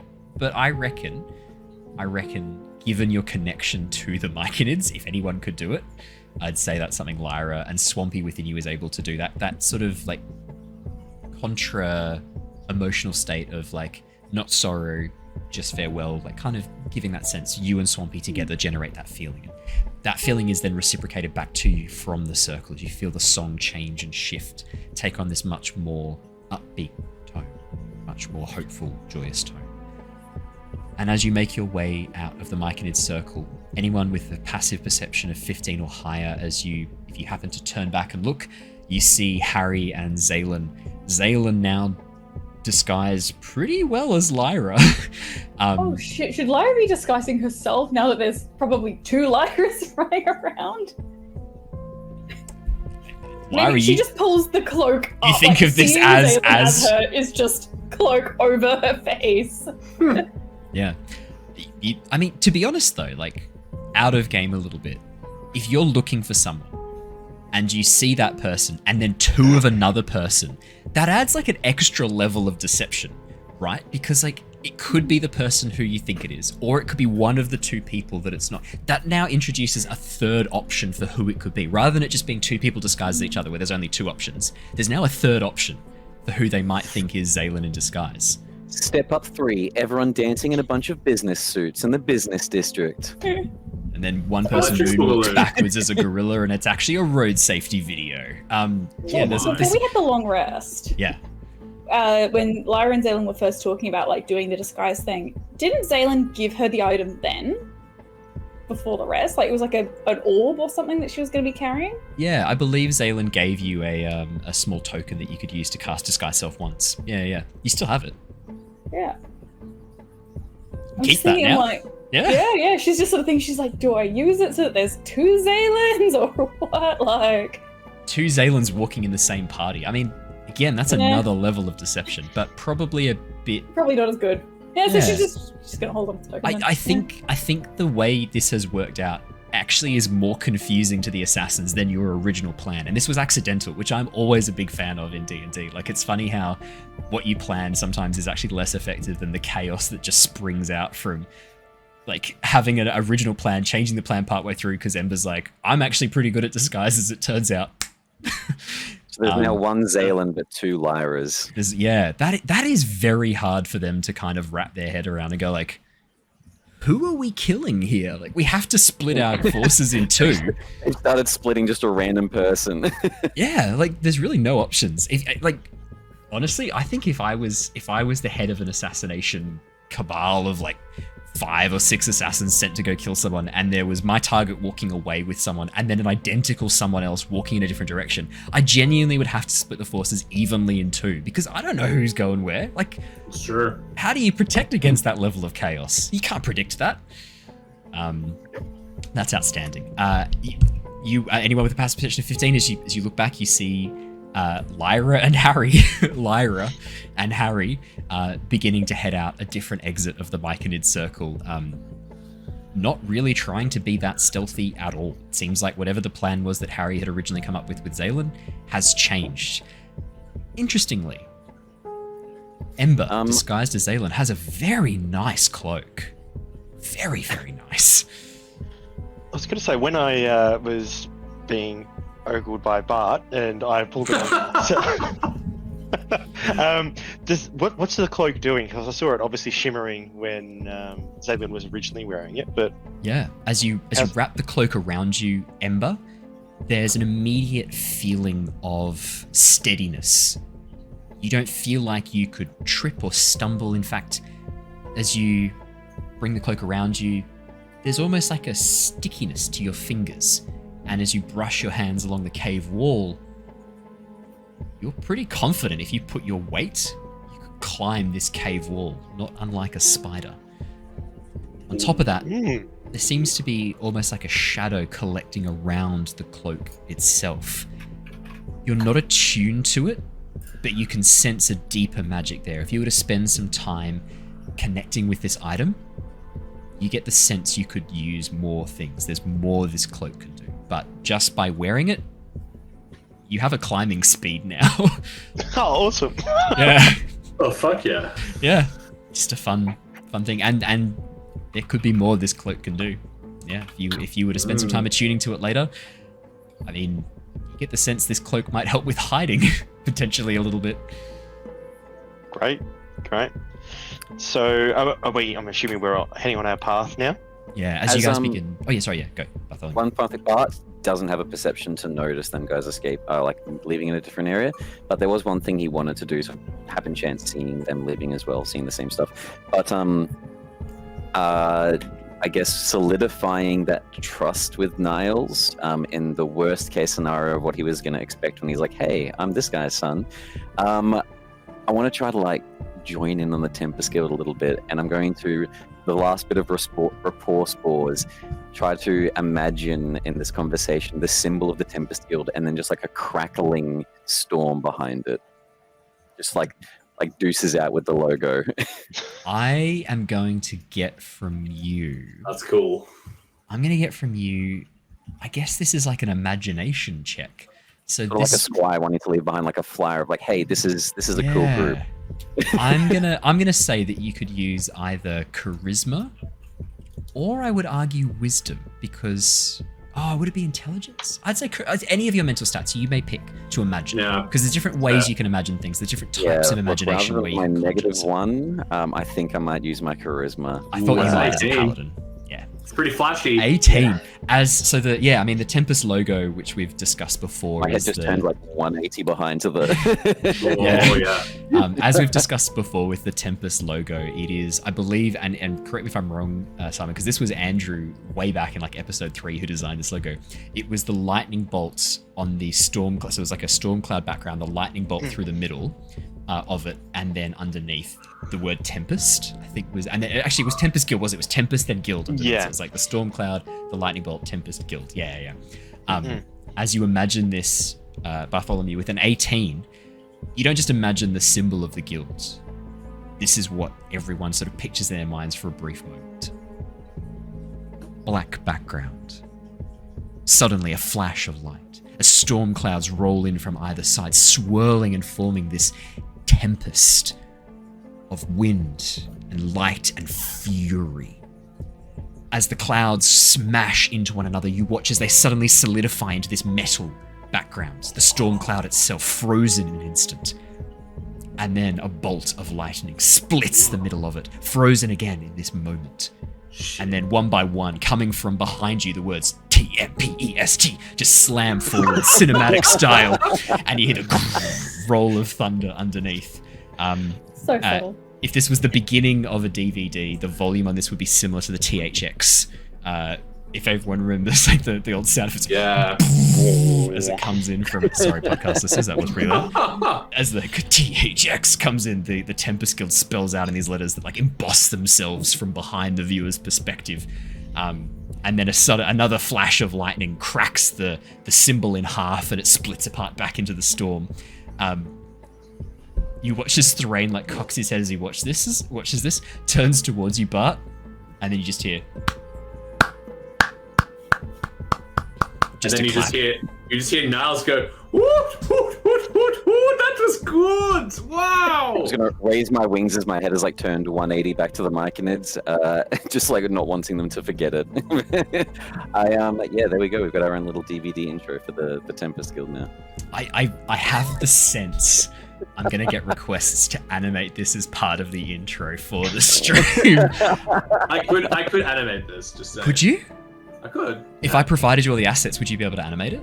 Yes. Okay, I will. Okay, we will talk about this off stream because this is pretty sick. And if you can teach me some mild animation skills at some point in the future, I also wouldn't mind having an animated intro as well. So we'll. Give it a go. Anyway, I want to leave that. I know how important it is. Again, with the diplomacy and stuff from the Aris people, to build good rapport and then leave a memorable goodbye, either through a very nice dinner or some sort of gift, but not really knowing how to do that at the moment. Yeah, just that final image as we leave. Pretty sure the Tempest Guild just acquired a marketing division. Literally just acquired a marketing department. As you all make your way down the stony track, the Sverniblin guiding you from the shoulders of Threign and Gobbledy from the back of the Firev, from the back of Kongchi, you make your way down into the fungal forests, the dark, deep woods in this sort of valley in the middle of the Underdark. That is where we're going to wrap up for tonight, because I want to make sure Jared is back for this next bit. I think it'd be good to have Threign here. And it also gives me time to work with Matt on that sick-ass intro. So, thank you so much for joining us tonight, everybody. It has been wonderful having you all here for our session. I can see we had a couple of newcomers in the Twitch chat. Welcome to the Tempest Guild. Welcome to the Lost Archives. It is wonderful to have you here. If you want to come jump in the Discord, you're more than welcome to. Discord link is in the description if you're watching this on YouTube, or it'll be popping up in the chat with a little command in a second as I type it in. Make sure you stick around if you're watching us on Twitch, because we are going to go and raid another lovely channel. We want to make sure we always pass on the love at the end of a session. Let me quickly see out of our favorites who's live. Oh, none of our friends are live. All right, let's go make some new friends then. Whenever we can't find a new group, a group that we know. Oh, there's a Curse of Strahd session going. We run a Curse of Strahd session on Mondays. It could be kind of fun to jump in. Never mind, there's a Wild Beyond the Witchlight. We are going to go and join 16-Bit Glasses, which A, is a great name for a channel, and B, they are also running Wild Beyond the Witchlight, so let's make sure we do it right there. But thank you so much, everybody. Once again, if you're watching us on YouTube, make sure you hit that subscribe button. If you're one of our lovely YouTube members, you've gotten to watch this early. You've already watched this. You're watching it now, 24 to 48 hours before everyone else gets to, with the scheduled release times. News about the next Avatar campaign is coming really, really soon. Once I've moved across, we'll be able to announce it, but I'm getting started on the character art really shortly, which I will be releasing each week for the different characters in the Kyoshi series, so that'll be really, really fun. Oh, happy Valentine's Day from Sweden to you too, Milo. I actually lived in Stockholm for 6 months when I was going through uni in Midsommarkransen in the suburb there. I have a lot of fun memories of Sweden. It's one of my favorite places in the world. So happy Valentine's to you indeed. And I hope the long, cold winter is starting to come to an end as we start to leave February, as we're on our way out of February. Alrighty, lovely people. That is all from us here tonight. Stay safe, stay well, and we will see you all again really, really soon. But until then, farewell, everybody. Goodbye. Good night. Bye. Thanks for sticking around to the end of the episode. As a special treat, we have a bit of a behind the screen section here, a bit of shit talking from the beginning of our episode while we were live on Twitch, so please enjoy. It's the most annoying thing when you're playing that and you have to spend a bonus action with your action economy every turn. If you're a ranger, you've got Hunter's Mark, Favored Foe, you've got so many other bonus action things you want to be doing. It's silly mechanic making. Ranger is one of the classes that 5th edition really let down and just never really fully recovered. Oh, look, except even when for Drakewarden. They tried fixing it with, I think it was Tash's revised Ranger. They did 2 revisions of the Ranger. 2 It's revisions. still not good. Still not right. It's still not there yet. Like I'm not gonna lie. Gloomstalker Ranger and Drakewarden are close to being. Yes. They are the Apex Ranger, but the overall Ranger itself, like, you should not be discouraged from playing a Ranger, like the other subclasses, as much as you are, because of the massive difference in action economy, power, utility, efficacy, fun. There's a reason why, like, if someone's playing the Ranger, it's like, oh, you should like dip into Rogue. Oh, you should dip into this other class to make it better. It's like, oh, but if you want to be an actual Ranger, it's actually better if you become a fighter with the archery. With archery. Yeah. It's like, come on, man. I want to be Harrengon, dude. I want to be a guy in a cloak. I want to be doing cool shit. That's what I want to do. It's just too confusing. And one of the worst features that they've got, which is a high-level feature, which makes no sense, that, like, Landstride or whatever, where difficult terrain doesn't affect me anymore. It's like I'm an airbender now. I've got fleet feet. I've got fancy footwork. The cold never bothered me anymore. I want powers. I don't want to move quick. Yeah, exactly. This is good. All the Twitch people are getting to hear our gripes about the Ranger subclass. About the Ranger class. I stand by it. The Ranger needs help, and you can be that help. Donate. No. Honestly, what they need to do is what the paladins have of like high-level powerful things. Like wizards, this is also a horrible example where they did the wizards wrong high level. Like paladins, at level 20, they get that aura. No matter what subclass you are, an incredibly powerful aura.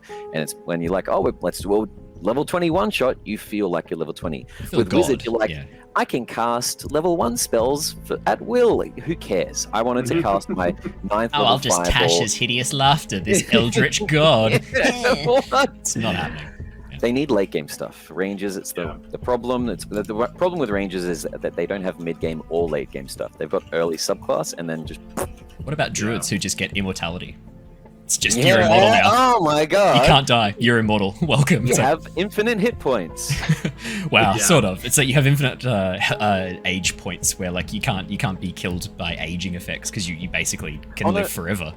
I meant the Moon Druid where they the Moon Druid, like infinitely wild shape, which means technically infinite you have hit points. Hit points. That's true. Yeah, I was thinking more that every druid gets the timeless body where it's like you're immortal functionally now. It's like cool. Thanks. What do I get to do with that? Because most campaigns don't end when our characters grow old, infirm, and pass away. You don't really see too many One Piece time skips in D&D. Unless we start playing I started watching Fearin, the anime, the other day. Oh, such a good one! It's really good. Like the first episode's like, oh, this is gonna be good. This is different. This is fun. Because you never think about that. You never Isn't that what kind of happened with Lyra? Like big time. Kind of. Yeah. Lyra was sealed away not long after the ruin, not long after the giants.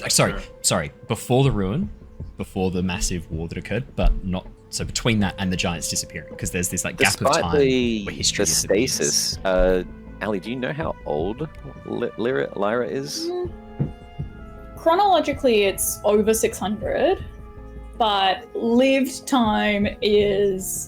She's actually pretty young. She's like 120 or 30, I think, isn't she? She's very young for an elf. Very young for an elf. Is she actually an elf? Like Eladrin. The original. Yeah. Originally Kalashtar, but her time in the Feywilds. Her time in the Feywilds ended up changing her substantially, shall we say? Interesting.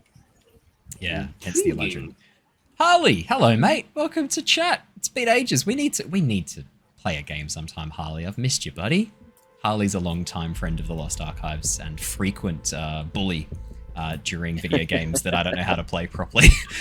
There's a very famous clip on YouTube you can watch where we're doing Viscera cleanup detail, and Jared and Harley, in a game where you're not supposed to be able to kill other players, managed to kill me multiple times with some hilarious bucket glitches and things like that, and repeatedly kill me. Like to the point where we created more mess from my bodies than we had to clean up in the original Viscera cleanup situation. It was impressive. Wow. Yeah. Harley is, as expected, blaming Jared. It's all his fault. Yeah, that's fair. Jared is also the one who broke our Subnautica multiplayer stream, where obviously a very stable mod that allows you to play Subnautica multiplayer. The water physics stopped working for Jared halfway through our playthrough of that. Oh, what? In Subnautica, yeah. You can imagine how good that was. Yeah, he'd never be able to get back to any of the bases. Yeah, he just walks everywhere. And then I think he walked over a coral and got yeeted out of the skybox. Which is another one of my highlights of games. What other games have we broken? Oh my god, we broke Sea of Thieves.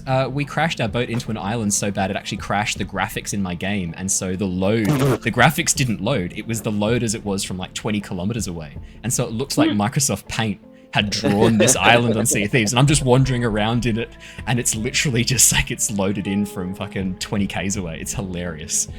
Sea of Thieves Minecraft mod. I think we called it Sea of Thieves MS Paint Edition. We had a lot of fun with that. Yeah, there was some Valheim fuckery as well. I can't remember what we did to Valheim, but I don't know what it is, but when Harley and I are in a game together, or Jared, Harley and I are in a game together, things go wrong very quickly. I don't know what it is we're doing. Have you guys started playing Skull and Bones? The pirate one? I haven't seen ads about that everywhere. Constantly I'll be watching YouTube in the background and I just hear, "Are you a captain?" And it's like that. Oh no, it's a woman's voice, but like that really famous actress. I forget her name. They've been working on that for years. Wasn't it originally based on the old Assassin's Creed Black Flag? I believe it was. It was. Yeah. It was the same engine they were originally using. Fuck me, they took a while to make that. When did Black Flag come out? Ages ago. It was like 10 years ago. 12? Yeah. Yeah. Yeah. I'm pretty sure I was under the age of 18. I am not that anymore. No. It's been a long time. Black Flag was probably arguably like one of the best Assassin's Creed. I don't think anyone's going to argue with you on that. No. I don't. It was great. Like Yes, doing like all the my partner literally legendary has a missions. crush on the guy from the main character. Oh yeah. Harley, we've all been playing a lot of Pal World lately. Who knew that all Pokemon needed was the ability to kill and butcher? Yeah, who knows? I mean, it's funny, handing an Electabuzz a Grimbolt, a minigun, a Grisbolt. Who knew that handing a Grisbolt a minigun was all you needed to perfect Pokemon? You just need to talk to Nintendo really nicely and be like, hey, imagine Pokemon, but weapons. And maybe they'll let it happen one day. To be perfectly honest, we don't need the weapons, but we do need a proper open world Pokemon game where you can fucking see the Pokemon, you can fucking catch them. We just need it, Nintendo. Yeah. I feel very passionately about this. I'm trying to contain myself because I am about to run a session of D&D where I cannot be that agitated, or the players will suffer. I still think that the best part of Scarlet and Violet, spoiler alert for anyone who hasn't played Scarlet and Violet. You could. But the best It's part been of out for a Scarlet and while. Violet- I think you're safe. I think I'm safe as well. The best part of that game is the end. When you go to Area Zero, my god. That's where the game starts popping off. And I'm like, alright. But it's the end of the game. It's like, oh dude, like we've already like this is peak. But like it should have been should have been the standard, man. Have you played any of the DLCs? Nah, I haven't played it. Me either. I downloaded them and then I just didn't have the enjoyment or excitement to drive me into playing them. I loaded up fucking Tears of the Kingdom again instead. I literally went to the trouble of downloading the DLCs, went to open it, was like, no, I want to have fun. Open up Tears of the Kingdom. How bad is that though? That was my thought process. That's not good. They could be awesome, those DLC, but I will never know. Because I cannot get past that prejudice in my mind of like, it was a fucking slog, Scarlet and Violet at certain points. I'm with you, man. I'm with you. I think it was. Yeah, it's a hard one because it was okay, but like they could have gone so much better with it, man. They could have gone so much better. The problem is now, going back to it after playing Pal World is extremely difficult. Even just from a graphical perspective, the load distance alone is enough to make me think, did you design this on a rotten potato, perhaps? Like, what was the computing power you used to generate these textures? Because it's so smooth. And untextured would be the word I would use to describe it. Exactly. Well, yeah, that's the thing, man. I haven't even played Pal World, but even I'm just like, yeah, that game looks great compared to. It's fun. It's just fun. Like the mid to late game can be a bit of a grind if you don't bump up the XP, but I mean, so is Ark. So yeah, and I loved Ark. I've sunk way too many hours of my life. Yeah, like Survival Evolved. Jesus Christ, that's like days of my life I'm never getting back. Unfortunately, yeah. Yes, that's a lot of hours. There's a lot of hours in a year. Yeah. My Ark experience was basically firing up a server one day and then just having a guy be like, "I'll take you to my base. You're new. You can just come to my base," and he picks me up in an Aerodactyl. Yeah. That thing of it, and we were flying to his base, and I clicked the wrong button, and he died. And I fell from his grip and died, and he was like, "Oh." Okay, and then that's pretty much my experience of Ark. Do you know what? 10 out of 10, that sums it up pretty nicely. That's not a bad foray into Ark Survival Evolved. I think I was trying to do something with my inventory. I pressed E, and I'm just like, oh, I'm falling. And he's like, bye. See you later, shitlord. It's a drop out. Yeah. I think the very first time I booted up Ark was the very old early access, and I jumped into a raft and started to sail across this little island. A dude flew down, picked me up on a bird using Argentavis to pick me up, and then just dropped me out in the middle of the fucking ocean, and I got eaten by a shark. And I was like, cool, here we are. Yeah. This is my life now. I'm going to make it so that if people try and pick me up with a bird to drop me into a shark's mouth, I can defend myself. Yeah. And that's when it started. That's where it all. And then I eventually got birds and started doing that to other people, because that's how you welcome new members into a community. You treat them the way you would treat them as you first enter. Naturally, that's the way it goes. Hey, look, we couldn't do as bad as the merch team for Dune 2. Oh my god, what were they thinking? Yeah. We talked about this during the Curse of Strahd session, because Tom and Taz are super excited for Dune 2, and we'll all go see it as a group of 3.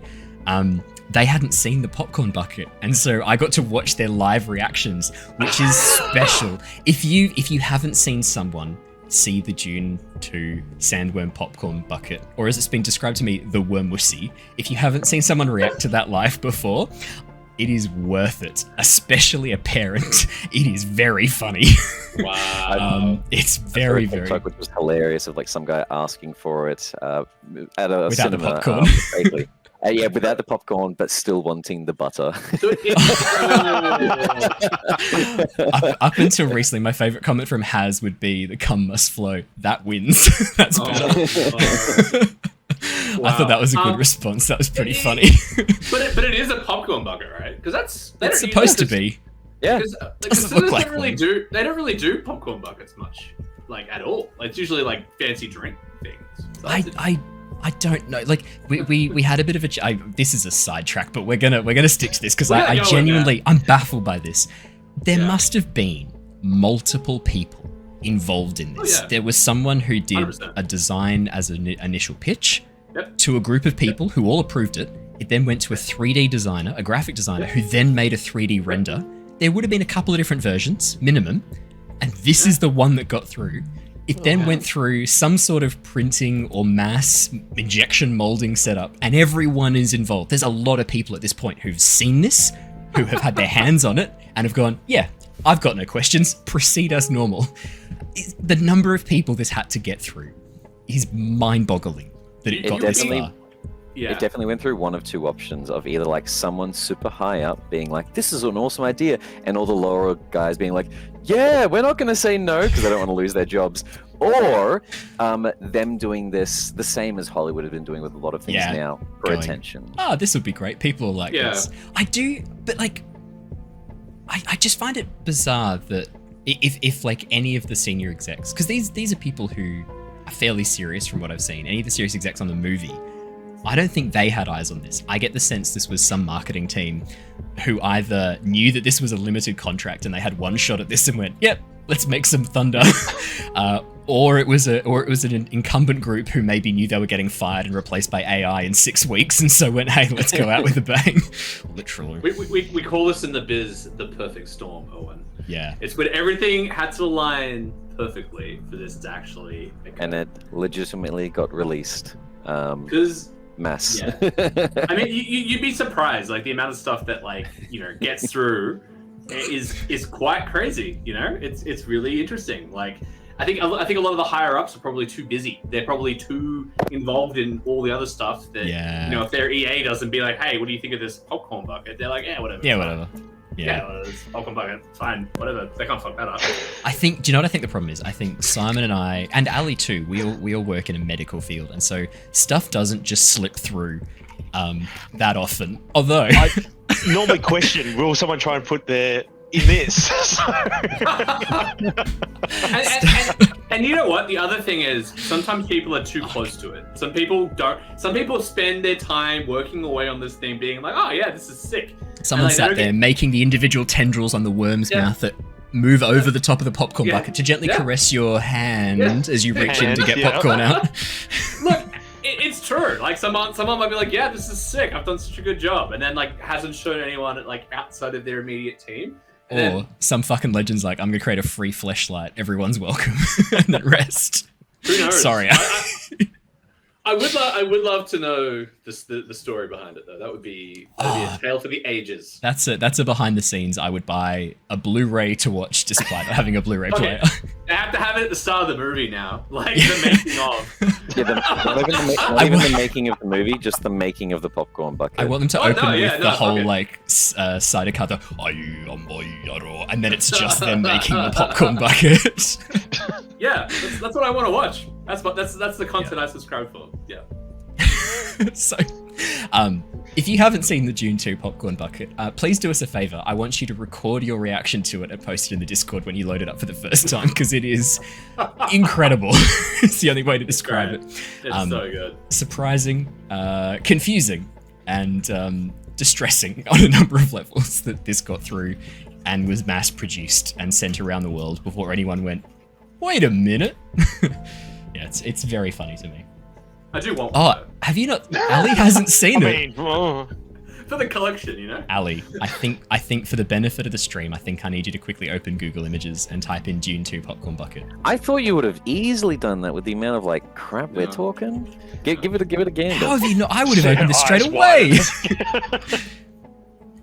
I grew up like on the internet. I've learnt a long time ago. True. Sometimes if people are reacting to something, you don't want to see it. This isn't a thing like on the internet though. This is like at cinemas. You could buy this like as a popcorn bucket. No. Have you looked it up? Is that it? The Polygon one? Hey, she's found it. Yeah. Well, all of it. Any of them. It's all real. The one that's got like where you're like the only hole is technically better like a finger, and then the rest of it is just the teeth. Oh, wow.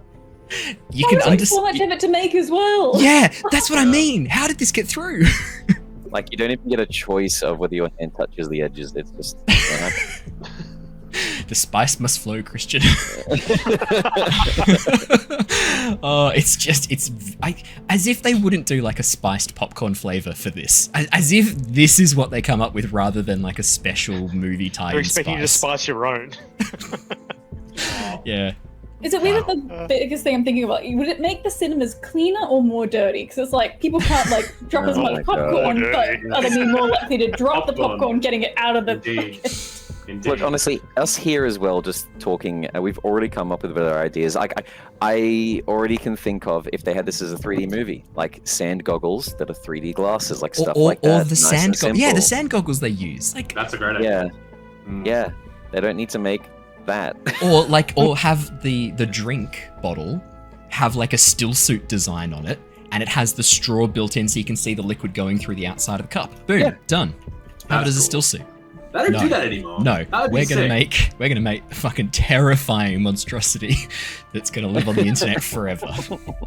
How?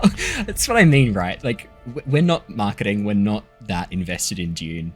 Wow, I really like Dune, the books too. But like, it did not take us that long to come up with infinitely better ideas on the fly. Like, that's the bit that boggles my mind, right? That this got through so many levels of approval.